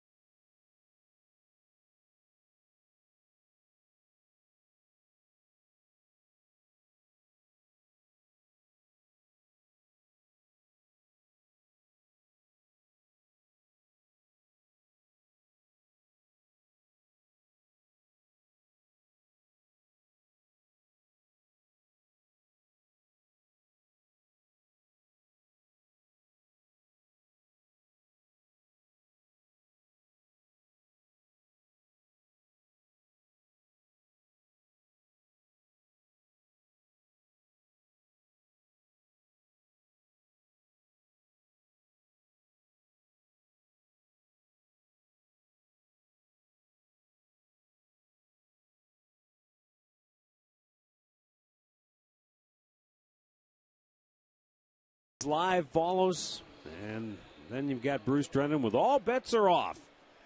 He has been revved up. Can't wait to get on the air. He'll have your calls and emails right here on Sports Time Ohio. Well, it remains 1-0 as Trevor Bauer takes the hill here to start this 6th inning. Bauer only needed 11 pitches to set the Yankees down 1-2-3 in that 5th inning. He's got Vernon Wells, Lyle Overbay, and Ben Francisco here in the 6th. Offensively, a rather frustrating afternoon now for the Indians in Game 2. They just can't I think get on track. How about Game 1? It's been just not an offensive day. It's been a pitcher's day all the way around. Game 1, 1-0 right here, 1-0. Both runs scored in the 1st inning. The Indians did theirs on a solo home run by Kipnis. Inside backs him off, 1-1.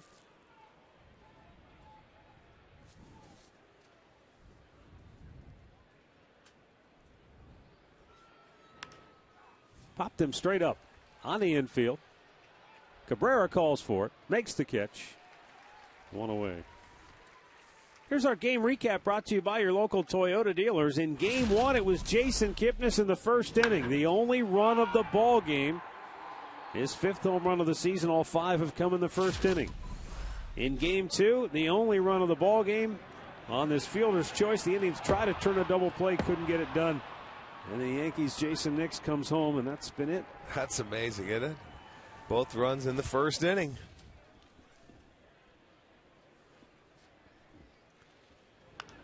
Lyle Overbay pops one up on the infield. This is Aviles calling for it. 2 down. Hey, Rick, remember yesterday when we watched the Tigers a couple of different times go out and check on Austin Jackson? Yes. I thought maybe there was something wrong with him. Yes. Well, today they put him on the 15-day disabled list with a pulled right hamstring. Okay. Yeah, we thought something was wrong with him. And Aviciel Garcia was called back from AAA Toledo to take his spot on the roster. I don't think he'll be playing center field, but he is taking his spot on the roster. That's okay. Well, he got a little taste last year of the big leagues. Kid swings a bat. It's a mini Cabrera. Yep. It's a mini-me.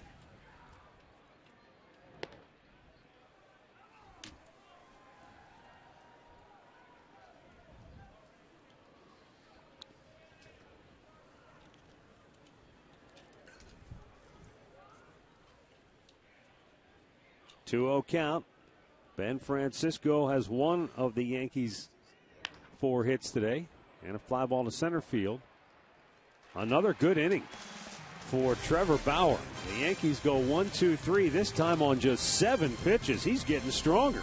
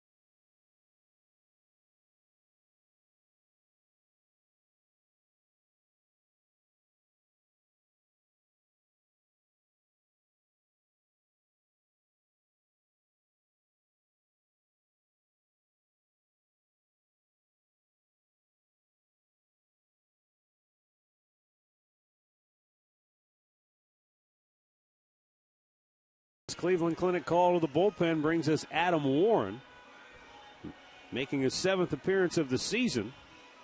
Picked up his first major league win in an inning and 2/3 of scoreless relief Thursday at Colorado. Made his major league debut last year with New York. He actually made a start. Well, I think the hitters are finally going to say, good, we get to face someone else. Nuno pitched a good game today. 5 innings, 3 hits, walked 3, struck out 2. A lot of first pitch strikes. Well, Nick Swisher, Carlos Santana, Mark Reynolds due up here in the 6th inning. You got to hope that maybe a different arm angle, different slot, different look will do the Indians some good, because they had no success against Vidal Nuno here today in his first major league start. I'll tell you what's going to happen here in a little while is those shadows coming in as bright and sunny as it is. Yeah. You get those, 6 o'clock shadows maybe not even. Starting to creep over the field now.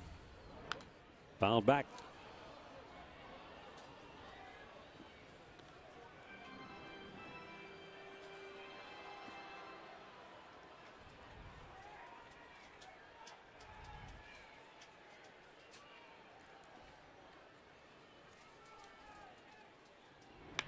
Swisher with a line drive deep to left. Back goes Wells, still going back, makes the catch. 1 away.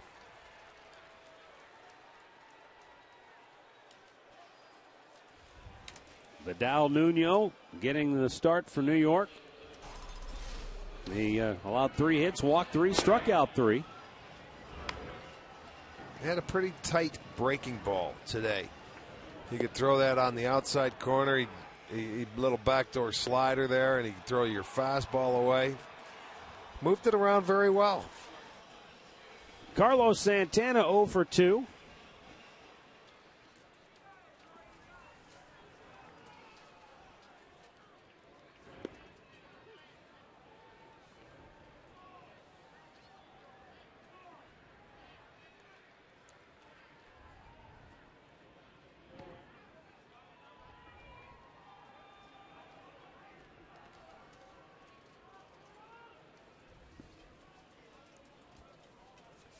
Yankees 3 infielders on the right side for Santana.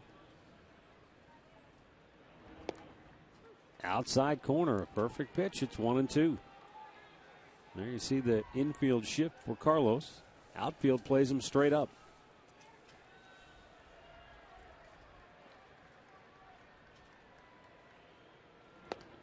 And he goes down swinging.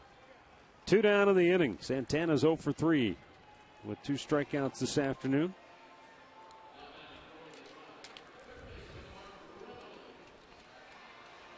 Yeah, he throws that breaking ball down and in. And watch when it comes down and in. Now that light tower is getting in. It's the shadows. You can see him creeping. Now Mark Reynolds, 0 for 1 with a walk.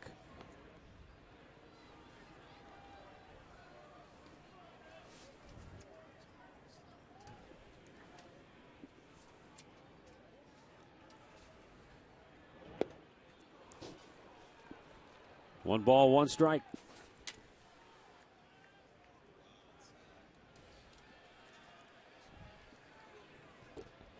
The pitching has dominated here this afternoon. The 1-1 popped him up on the infield. Indians go 1, 2, 3, and we've played 6. It remains New York 1, Cleveland 0.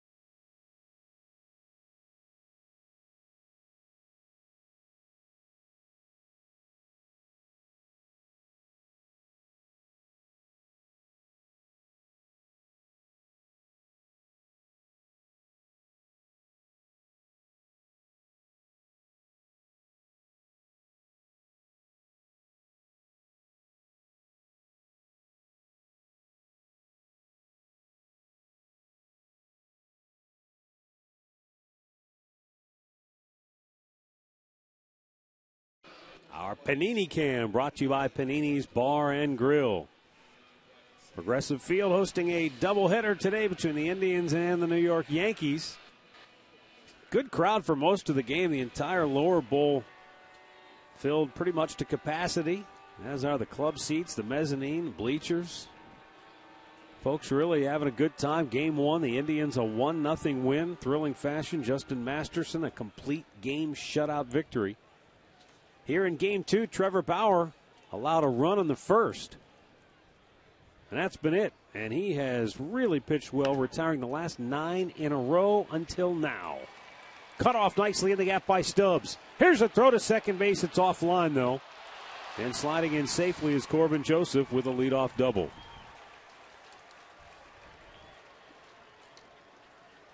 Well, that was Joseph putting the pressure on. Stubbs did a beautiful job to cut this ball off, but he forced him to make a good throw, and it was offline. You see, he's got to stop, you got to plant, and you got to make a perfect throw. And it's not on line, and that's just good hustle. Forcing that guy to make a play. Now Alberto Gonzalez, 1 for 2. Indians looking for a bunt.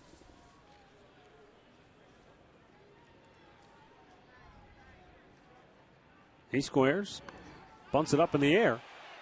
Yan Gomes makes a catch. Oh, nice play by Gomes. A little basket-style sliding catch for out number 1. Well, let's go. This is going to be a McDonald's. I'm loving it. They're trying to push another run over into scoring position, but Gomes is going to come back out, pick up the baseball, make a sliding catch. So that's a pretty good out right there for the Indians.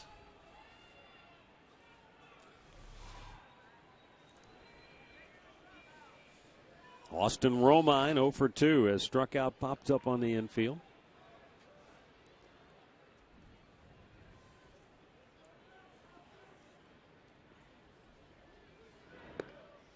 Breaking ball in there for a strike. Bauer just over 100 pitches now on the day.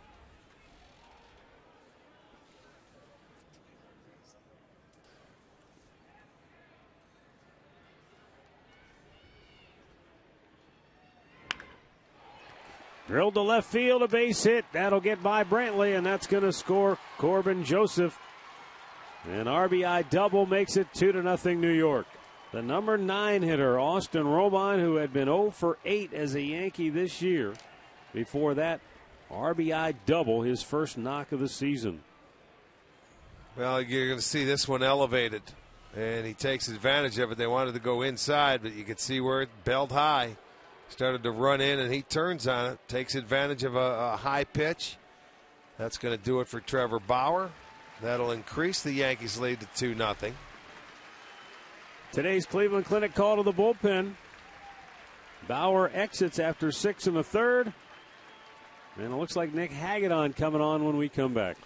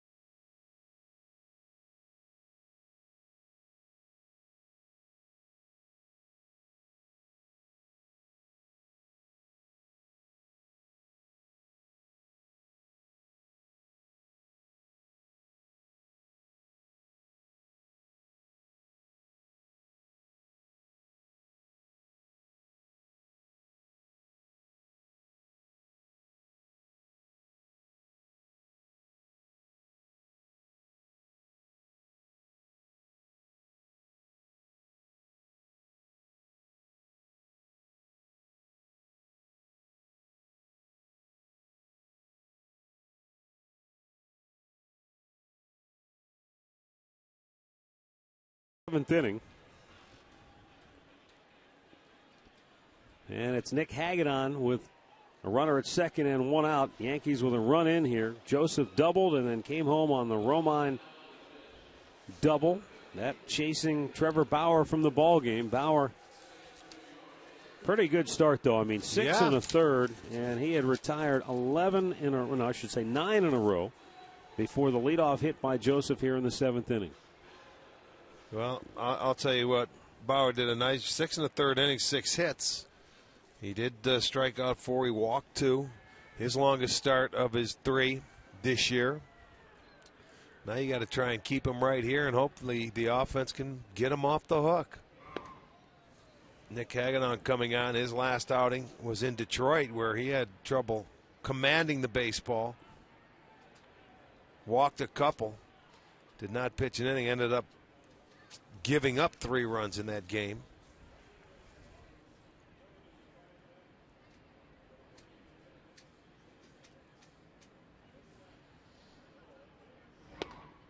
It was a game the Indians held on to win, but they had a big, comfortable lead, and it went down to the wire.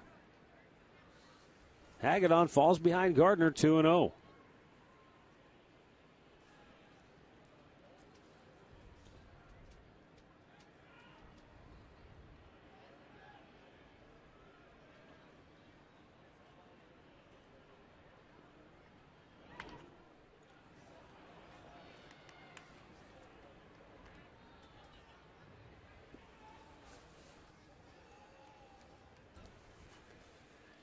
Matt Albers getting loose in the Tribe pen.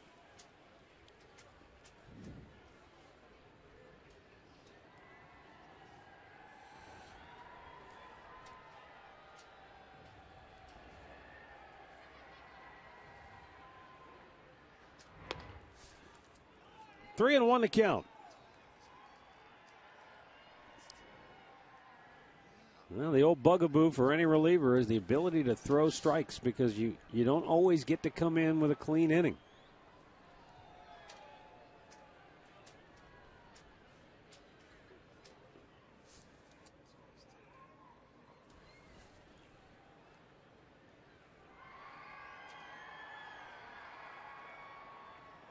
Hagedorn's 3-1, and it's ball 4.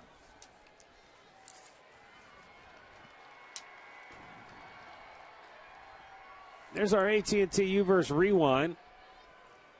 Trevor Bauer in his start today. He had 4 strikeouts, but more importantly, he was confident being able to throw any pitch in any count. Well, he did. He threw a lot of changeups, 2-0, 3-1 to hitters, and you see the breaking ball right there. He's not afraid to throw off-speed pitches in fastball counts. But he didn't get any help from his friends today. No offense. Now on a defensive miscue, really allowed the Yankees to get that first run in inning number 1.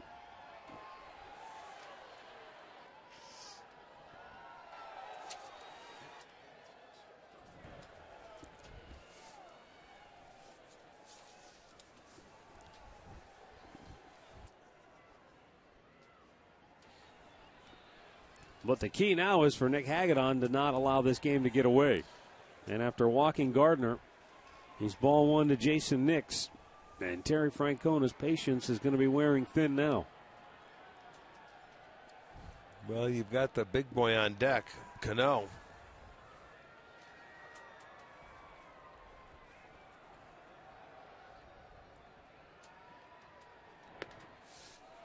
Two and 0 the count.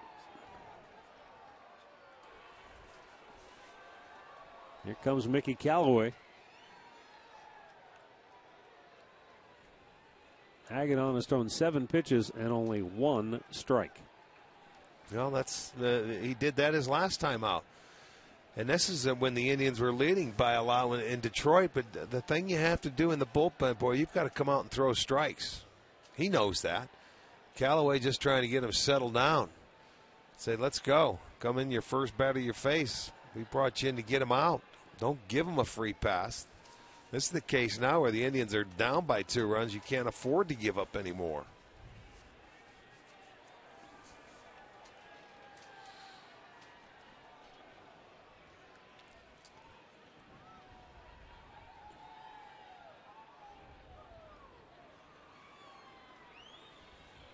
So Jason Nix digs in with 2 on and 1 out, and a 2-0 count. Bullseye, 2-1. Whatever he said, Aganon clicked.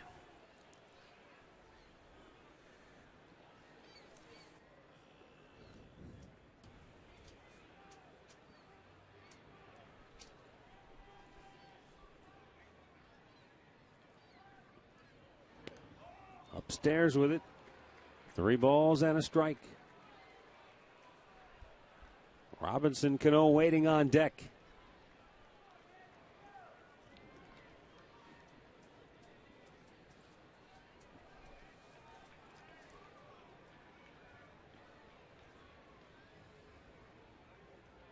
The 3-1. Popped him up. Down the line, though, it's going to drop for a base hit. Coming around third. Romine's going to score. Gardner goes to third. 3-0 New York. Boy, initially I thought it was just going to be a harmless pop-up, but he got enough of it to kind of bloop it down the line for an RBI single. That closes the book on Bauer. Gives up his 3. Nothing you can do. It's placed perfectly. It jammed him. Wasn't a bad pitch, but it falls in. So now they have first and third, still just 1 out, and trying to add to a 3-0 lead now.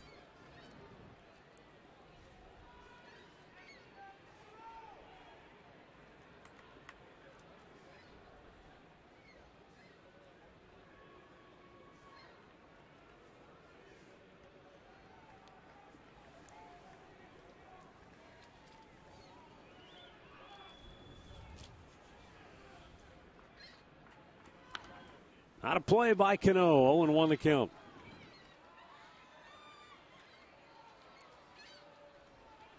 Cano 1 for 7 in the doubleheader.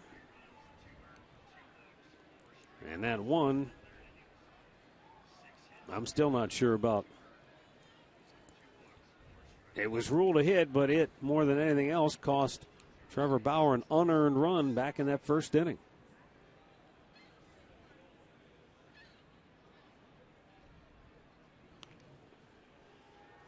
The error on the hit by Cano was charged to Santana for the throw, not for the fielding miscue. The throw allowed Jason Nix to go all the way to third, and then he scored on the fielder's choice by Wells.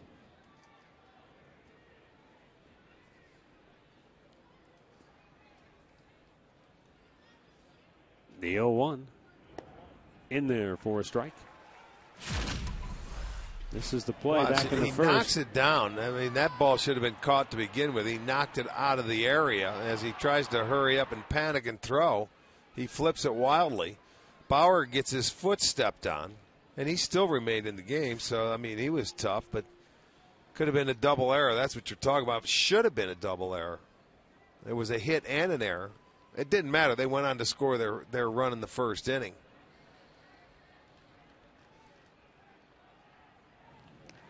But if not, even if Santana even if he doesn't throw it by him, they don't score. Because the runner wouldn't have got to third. He'd been second. He'd have gone to third on the fielder's choice, and the inning would have been over on the fly ball to center field. So it's costly either way you look at it. The 0-2 pitch coming to Cano.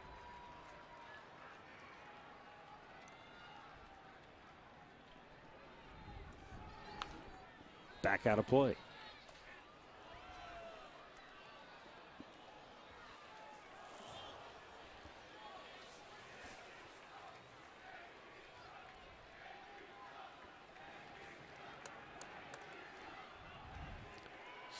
New York with 2 here in the 7th. They lead it 3-0. Robinson Cano at the plate with only 1 out. And runners at first and third.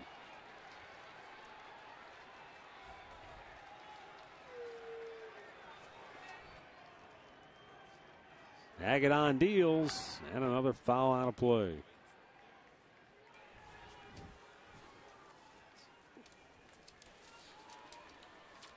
Got some fantasy camp veterans that made the trip up to the ball game for this doubleheader today from Southwest Louisiana. No kidding. Cody W. Cody Westmoreland. All right. Margaret Westmoreland, his wife, Finley Westmoreland, and then Johnny Hornsby, all from South Louisiana. They're fantasy camp veterans, too. Yes, they are. The General. Again, the 0-2. Another foul out of play.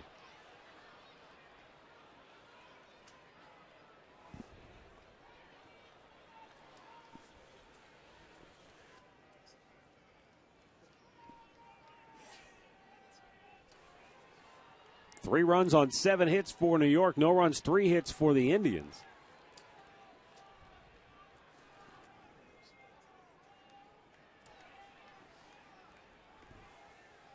Terry Francona with Matt Albers ready in the bullpen. Vernon Wells, right-handed hitter, coming up next.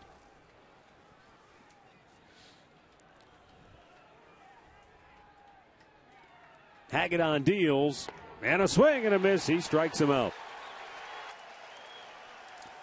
Got him to chase some high cheddar. 2 away. Yeah, he gets help there. Cano gets himself out swinging at that ball out of the strike zone. The Indians certainly will take it. Gardner has to stay at third base, so he doesn't allow that run to score. And eye high, you're not going to catch up to that. Terry Francona will stay with Nick Hagedorn to face the right-handed hitting Vernon Wells, who is 0 for 2.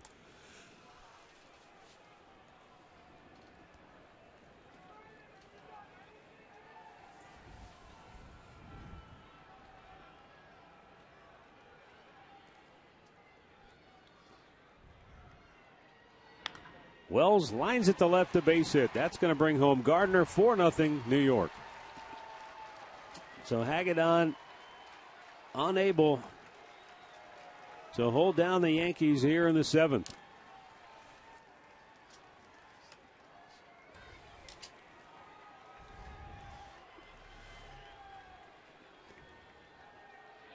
Gives him that low fastball down in the zone that Wells is able to get it into left field. The Yankees now with 8 hits. So they do their own little 2-out scoring here. Hagedorn now has retired one of the 4 batters he has faced.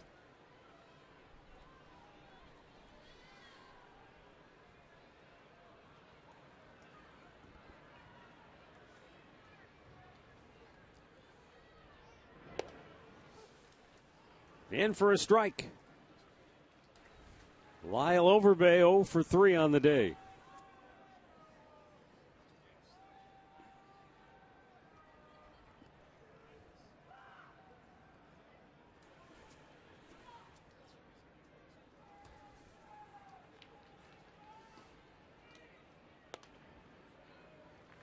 One and one to count. Overbay is the 8th Yankee to bat in the inning.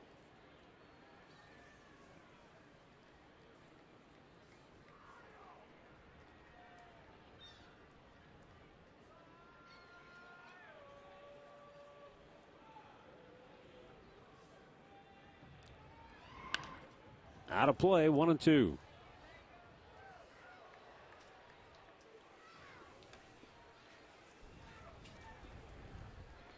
After today, the Indians won't see New York until the first week of June when they go into Yankee Stadium for a 3-game series, June 3rd, 4th, and 5th.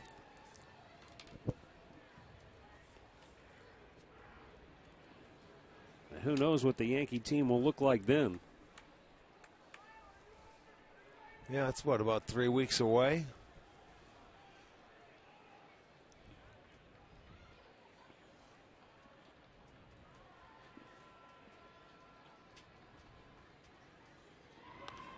Again, it's fouled out of play.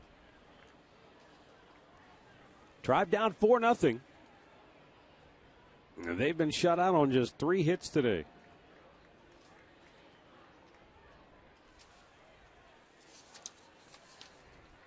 3 singles has been it in the second half of this doubleheader.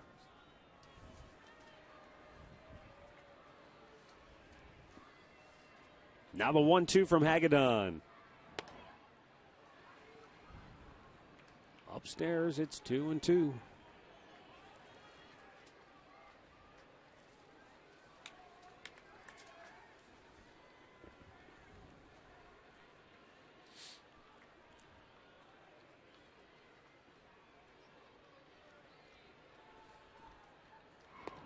That's low and a full count.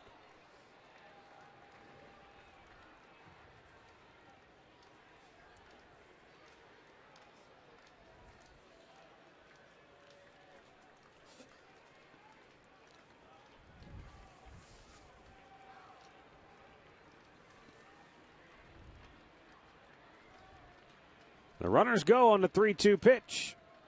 And Overbay drives it to center field. Another base hit all the way to the fence. 2 more will score. The Yankees have blown it open with a 6-0 lead. Lyle Overbay drives in a pair with a double. And Nick Hagedorn having a second straight poor outing here today. And he coughs up 3. You're not going to walk him, but he throws one right down the middle. I mean, when you see the pitch, you see why. He found the gap. Right center field, drives in a pair, off and running on a full count. Francona going to make a move. And once again, Hagedorn retired just 1 of his 5 batters that he faced. Gave up 3 hits, and he walked 1 and had 1 strikeout, but second straight outing where he has struggled. Timeout here at Progressive Field, 6-0 New York.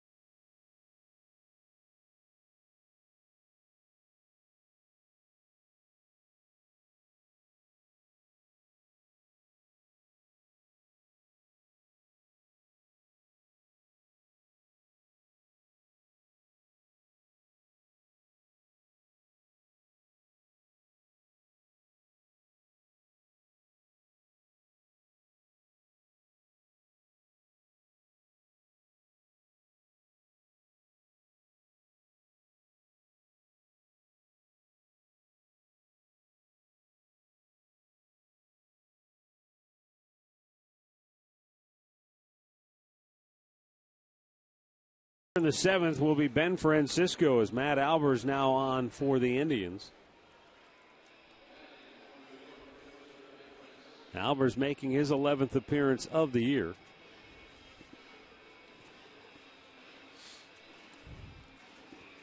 Nick Hagedorn came on in relief of Trevor Bauer. He gave up 1 of Bauer's and 3 of his own.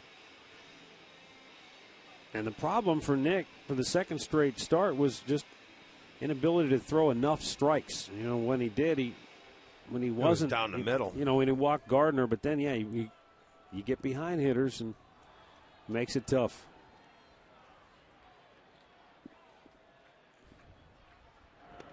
Francisco looks at a ball outside. Ben singled to right back in the 4th inning. He's 1 for 3 today.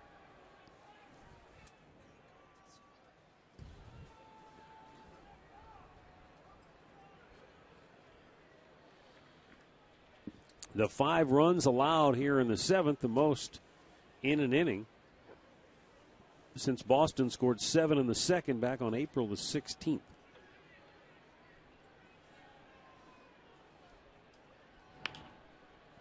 Chop to third. Reynolds will throw it over. Low throw. Santana can't dig it out. Coming around third and scoring is Overbay.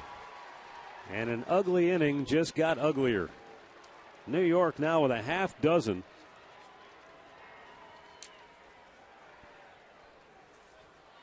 And the error by Reynolds allows Overbay to come all the way around and score.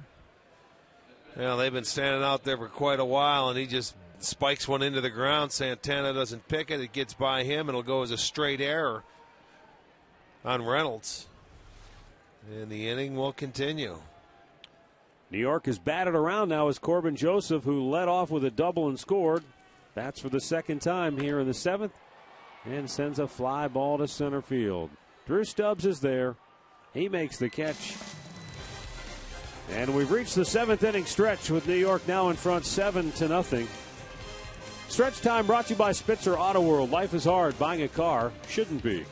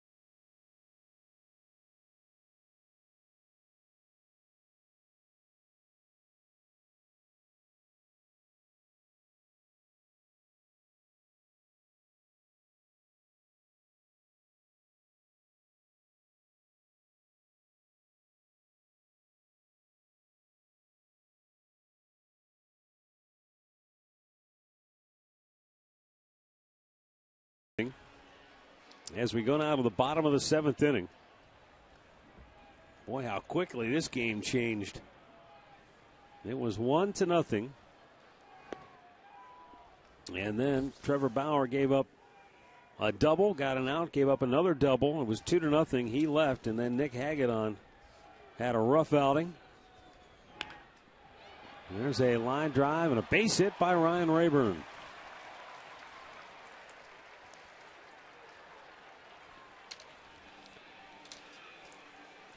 Take another look at our keys to the game from earlier. Fastball command for Bauer, throws strikes. Well, he did his job. Yeah. Patience against Nuno, well, did not work. You know, he pitched well. You got to give him credit.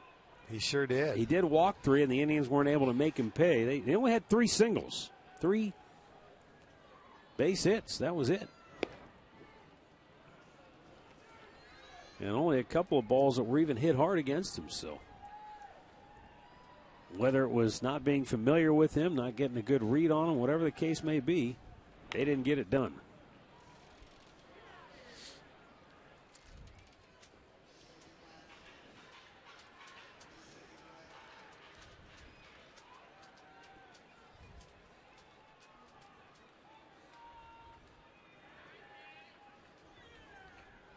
Mike Aviles has popped up, flied out. You know, whether it was a combination of 3 tough games over the weekend against the division rival and then a doubleheader on the heels of that.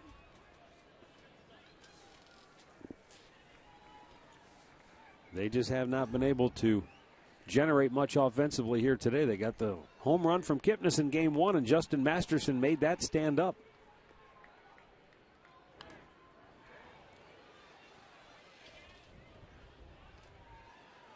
Well, the way they've been swinging the bats, which has been very well for the most part, anytime you have a game or two like we've seen today, you look dead when you don't hit. But you got to understand, when you play in a doubleheader at this level, it's tough to win 2 games in a day. I mean, they only had 5 hits in the first game. Fortunately, they were able to win it because Masterson was so good.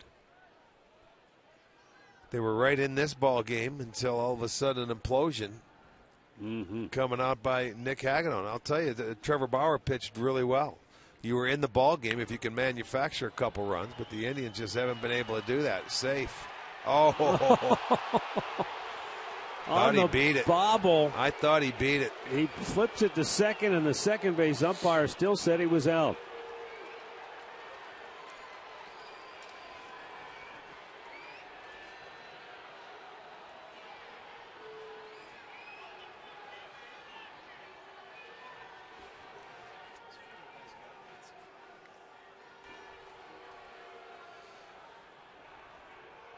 Terry Francona letting Dan Isanya know his thoughts on the play. It sure looked like he beat it. Let's take another look. Well, let's see. I'll tell you what. There it is. I think he was safe. It's hard. I mean, we're behind the play here. That shot was from behind the play. Let's see if he's going to go out and stretch. He was safe, in my opinion. That's a tough call. He's behind the play. He's assuming that guy got the ball before Rabin's foot's in there, and Rayburn could tell when his foot hit the bag, and I'm sure he's looking up, but bang, bang. Yan Gomes, a swing and a miss.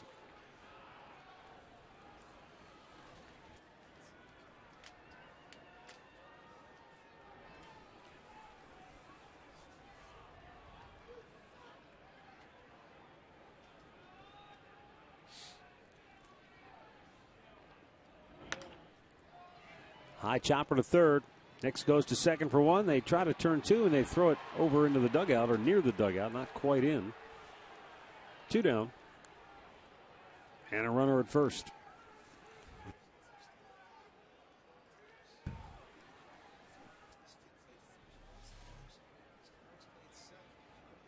The Yankees with their makeshift infield. Corbin Joseph, who was at first base in game 1 of the doubleheader, playing second base here in game 2.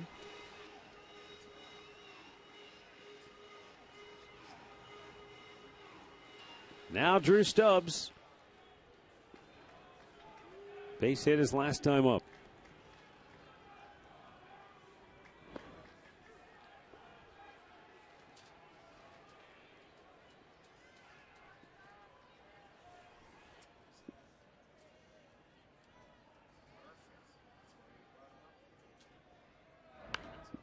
Out of play. 0-2 the count.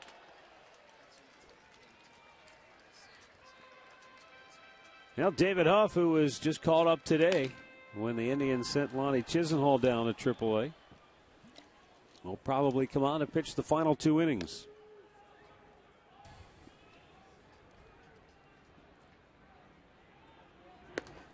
Stubbs strikes out. We'll go to the 8th. 7-0 New York.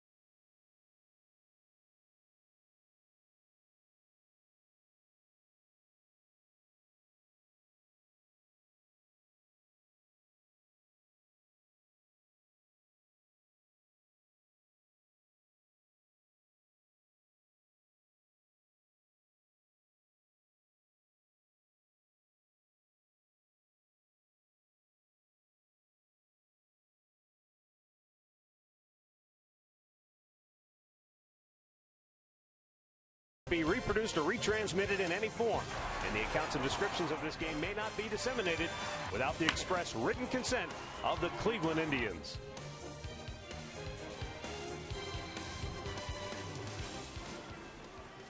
Yankees lead at 7-0 as we move to the 8th inning. Matt Albers, who worked the last out of the 7th inning.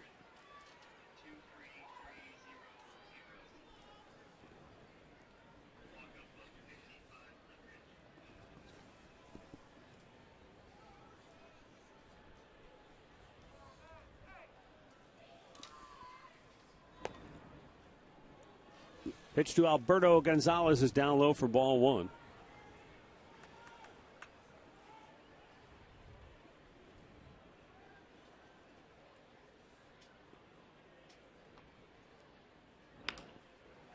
And there's a base hit into center field for Gonzalez. His second hit of the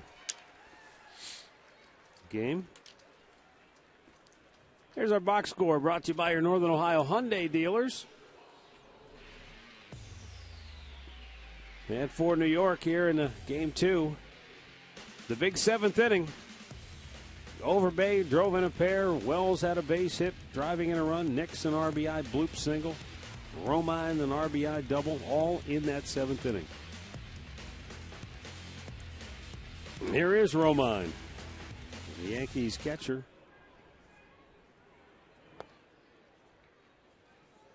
Tell you what's encouraging, there's been so much written about attendance and Indians fans and the crowds here. Well, they showed up today on a day where there was no game scheduled on the calendar.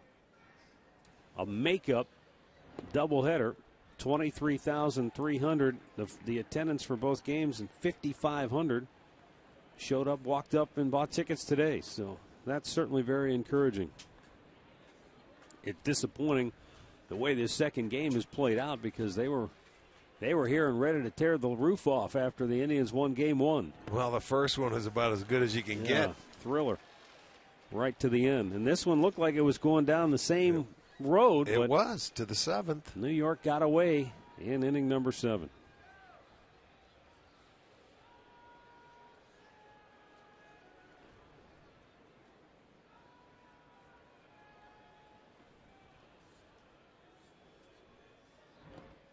Gets away from Gomes, and down to second goes Gonzalez on the wild pitch.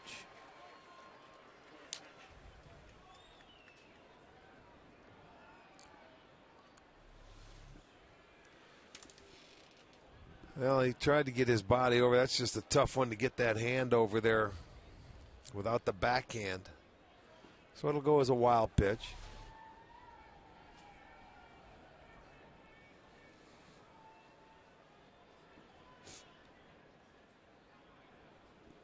The 2-2, fastball fouled back. Indians head to Philadelphia. Quick 2-game series. Night game tomorrow, and then Wednesday a 1 o'clock game.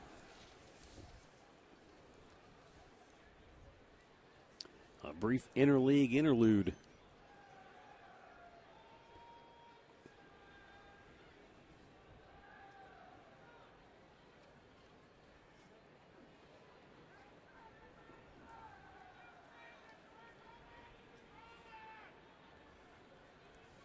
The 2-2 to Romine. Strike 3 called, 1 away.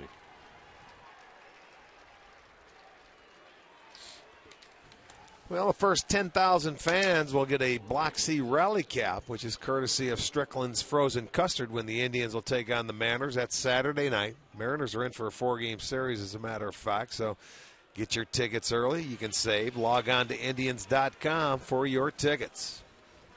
We got a timeout. David Huff will be coming on when we come back.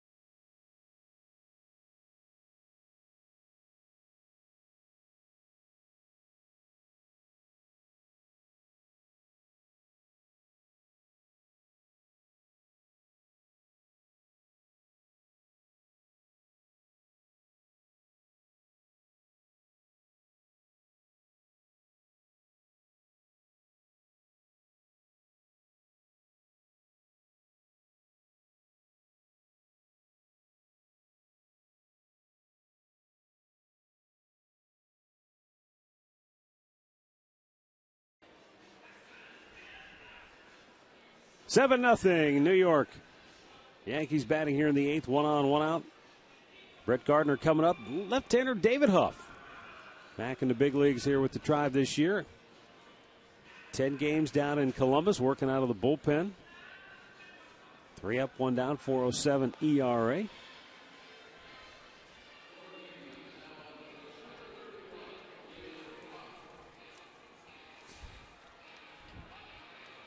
Well, they made the move today, sending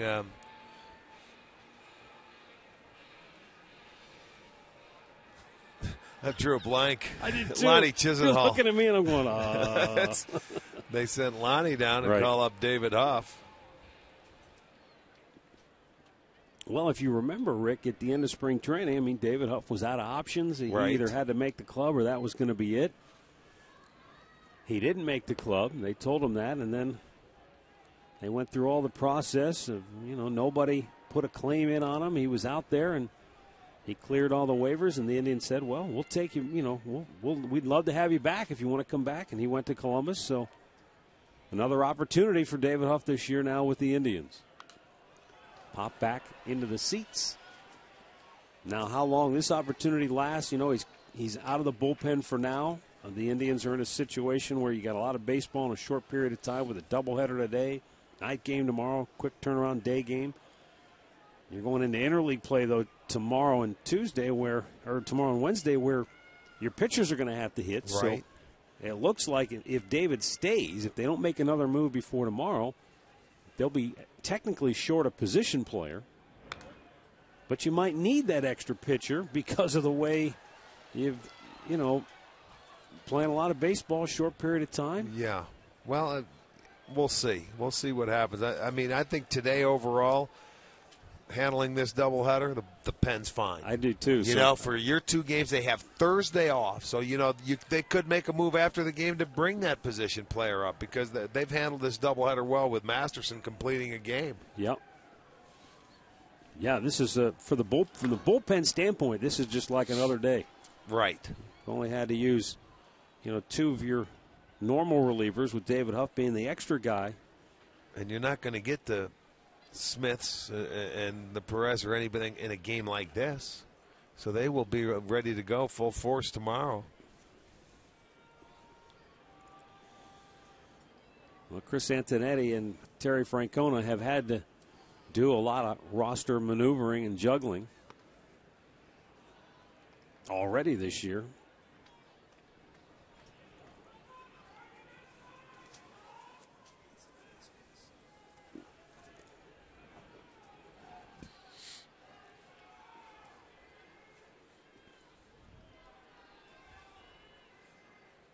The 2-2.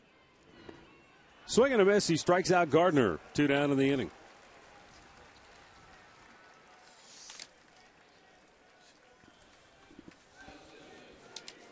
Hey, tune in to the World Poker Tour Sunday night to watch 2 of the game's best young pros go head-to-head and one of the most remarkable pots ever shown on the World Poker Tour.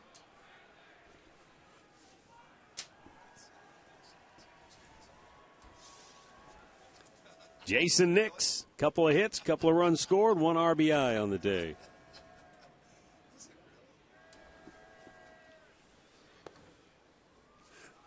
Just missed with that pitch for ball 1.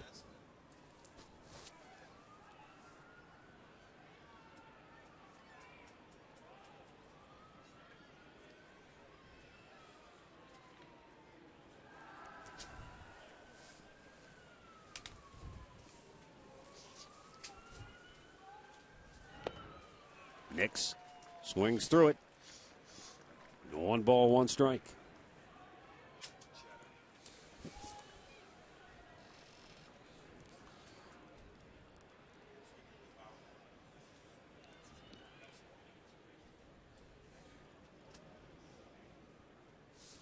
Alberto Gonzalez, the runner at second base with 2 down, and the 1-1 to Nix. Here's another called strike. 1-2.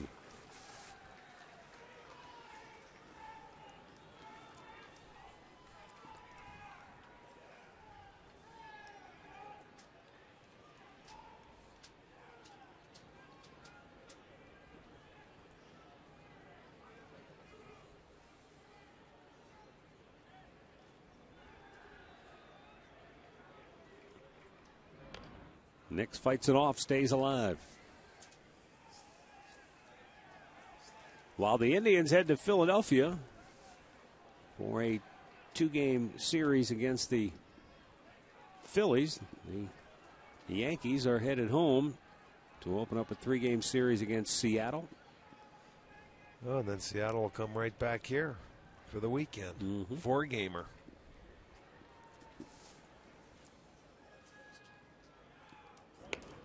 A little bit outside with a fastball.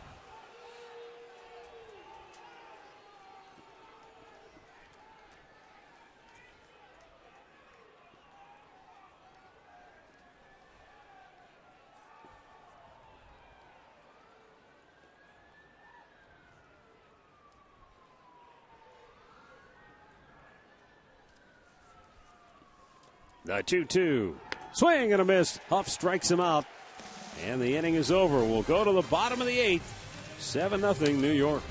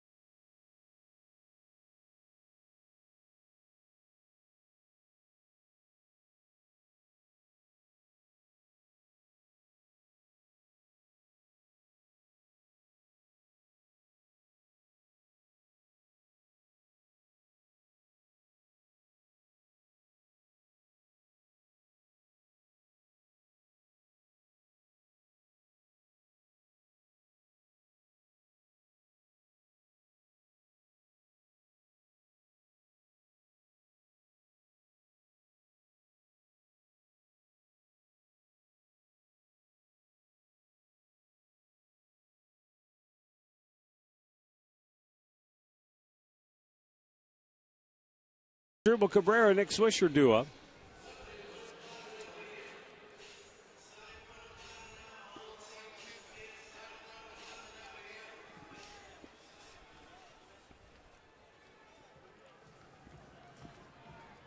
Adam Warren's 3rd inning of relief. He's only given up 1 hit. He has struck out a couple.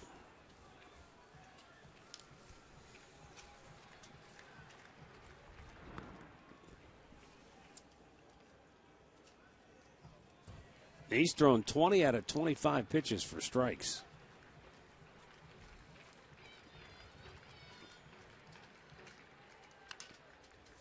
Brantley bounces it to second. 1 away.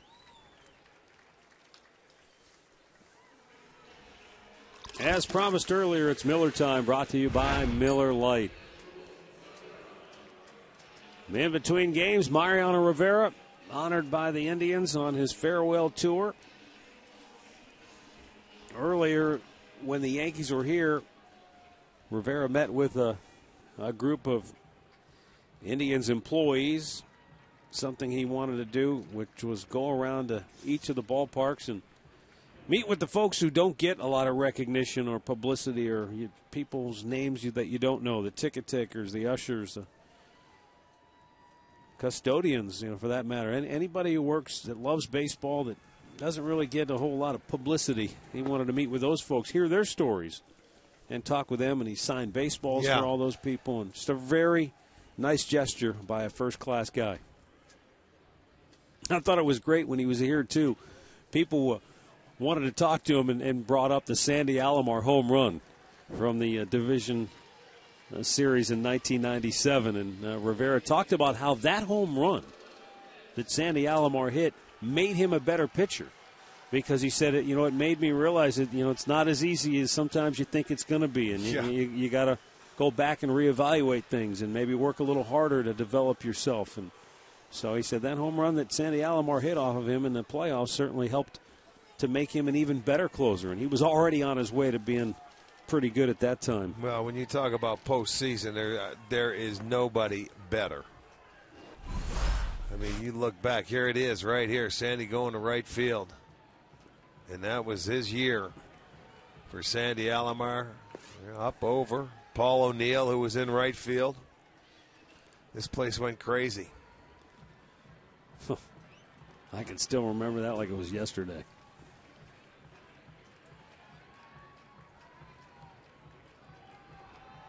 There are a handful of moments like that when you cover baseball, as long as we have, where literally the hair on your neck stands up. That was one of them. Nick Swisher goes into second base with a 2-out double here in the 8th.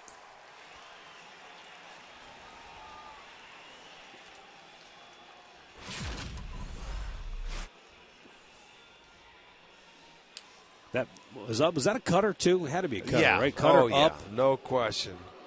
But I mean, you have to take it that way to drive it. It wasn't a real warm night, so you had to hit it to get it out of there. That was just his year, 1997. And I'm trying to remember because some of those games, there's so many dramatic plays, especially in that 97 postseason. They tend to run together. That was the game that tied it. And then they win it on the ball that ricocheted off. Was it Ramiro Mendoza's leg? And it skipped past Jeter.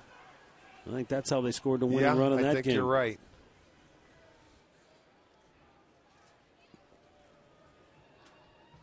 But Sandy had the All-Star Game home run that summer into the bleachers. I mean, it's just what a summer it was. And think about the American League Championship Series against Baltimore. The crazy play in the Marquise Grissom loses the ball in the twilight. We played 15 innings or however many innings it was. Yeah. Well, and that's what I was talking about. Those shadows today had something to do with it. It was a 4 o'clock start. Yeah. In Mike late Messina fall. and Oral Hershiser, right? They're the starters in that game. And then it was Nagy and Messina who hooked up in the epic Game 6 in Baltimore. Yeah, that was great baseball. Base runners every inning for Charlie, and he just never gave in. Ground ball, double play. And then in the end, it was Tony Fernandez who drives one up over the porch in right field. I still think back to the home run Grissom hit off Benitez. The 3-runner. Santana got his thumbs broke on that one. We've played 8 here at Progressive Field. It's more fun to reminisce at this point. 7-0 New York.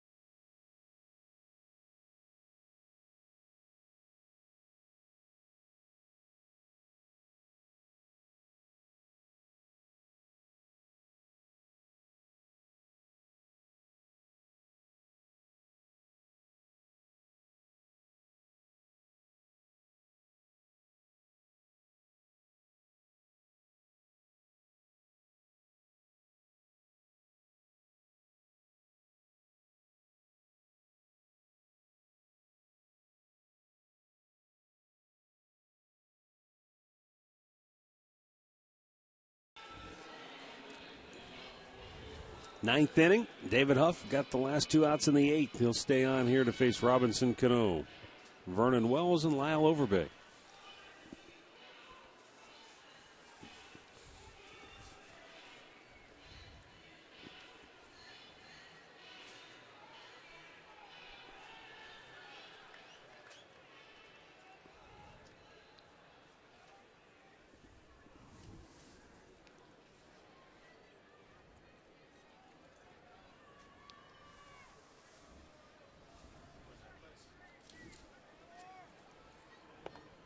Pitch over the outside corner for a strike. You know, interestingly enough, we were talking about Mariano Rivera.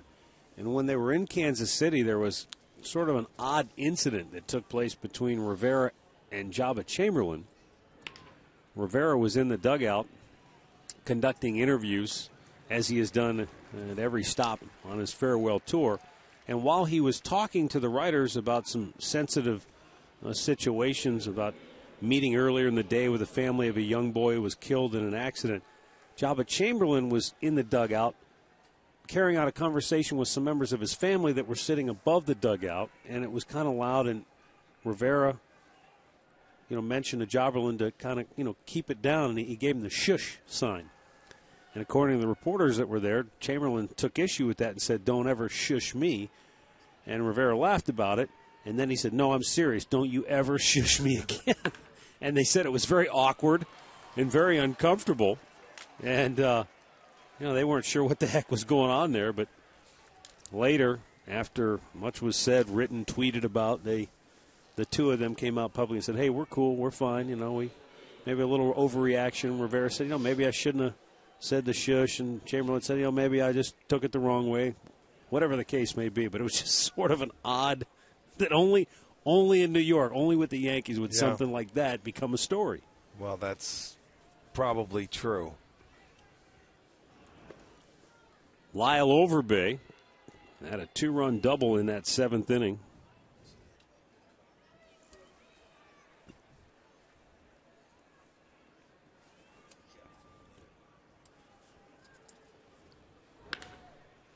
Bounced up the middle. Aviles to Cabrera, on to Santana, double play, and we'll go to the last half of the ninth, 7-0 New York.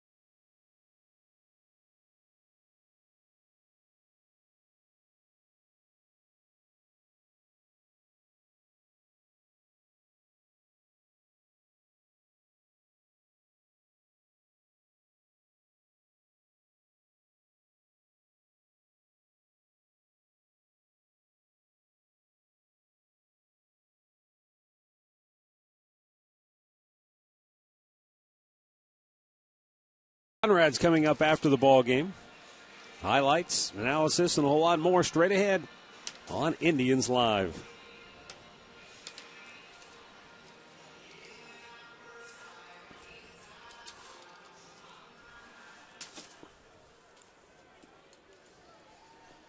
Mark Reynolds leading off the bottom of the ninth, then Ryan Rayburn and Mike Aviles.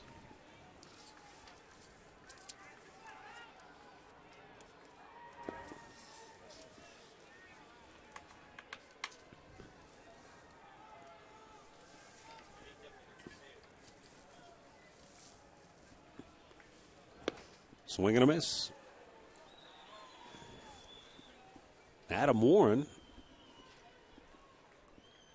going for 4 innings of relief work here today. Well, Romine behind the plate is trying to avoid that backswing of Reynolds.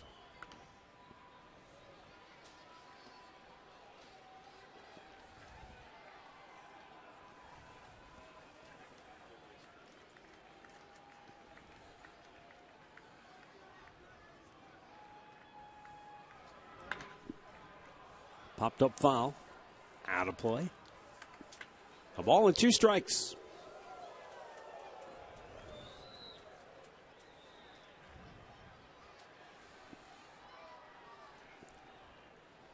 Indians and the Phillies tomorrow night from Citizens Bank Ballpark in Philadelphia. We'll have it for you right here on Sports Time Ohio. Swing and a miss. Reynolds strikes out.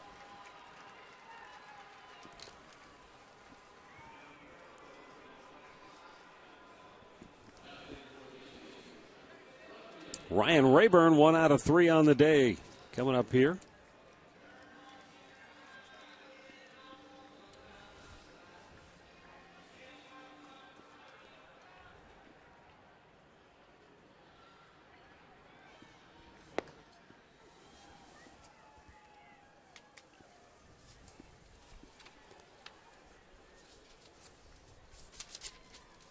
Now the 0-1.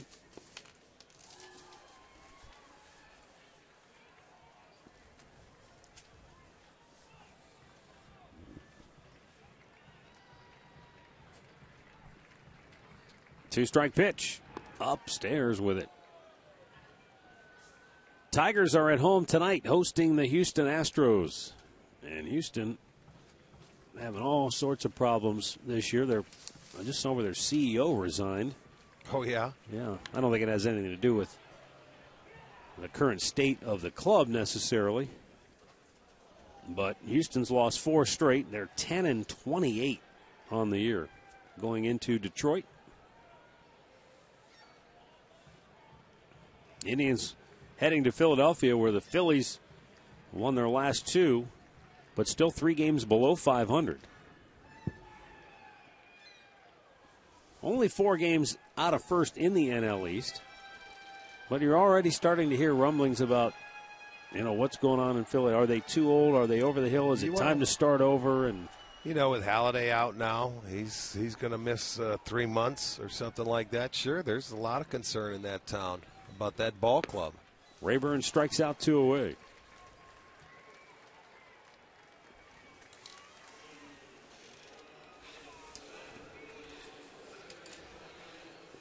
Indians took it to Philly when they were here for their 2-game interleague match, and we'll see if they can do the same thing on the road against the Phillies starting tomorrow night.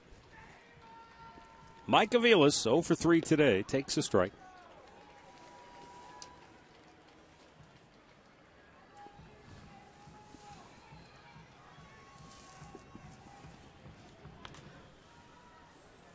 Fouls it out of play. No balls, 2 strikes. With 2 down here in the 9th.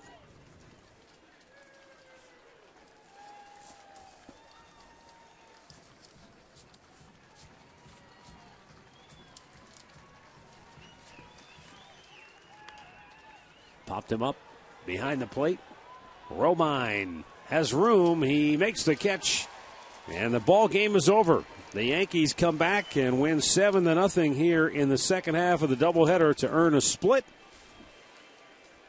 And the Indians' record now 21-16 on the year. New York is 24-14. As you said before, it's always tough to sweep a doubleheader. The Indians got a great performance from Justin Masterson this afternoon to win 1-0. They trailed 1-0 going into the 7th here in Game 2, and that's when the bullpen came apart, and the Yankees ran away with it in a 6-run 7th inning to win it 7-0. Time now for our key play of the game, brought to you by KeyBank. Well, let's go back to the 7th inning. Agadon on, and he throws a fastball. This one broke it wide open. Lyle Overbay drilled the gap. A couple more runs scored. That's where the Yankees had their big inning, and they opened it up and ended up winning Game 2 of the second game. Visit your local KeyBank branch for low rates on a home equity or auto loan. Certain conditions apply. See your branch for details. Well, if you're just getting home from work, stay tuned. Indians Live is coming up next. We'll recap what happened here this afternoon between the Indians and the Yankees.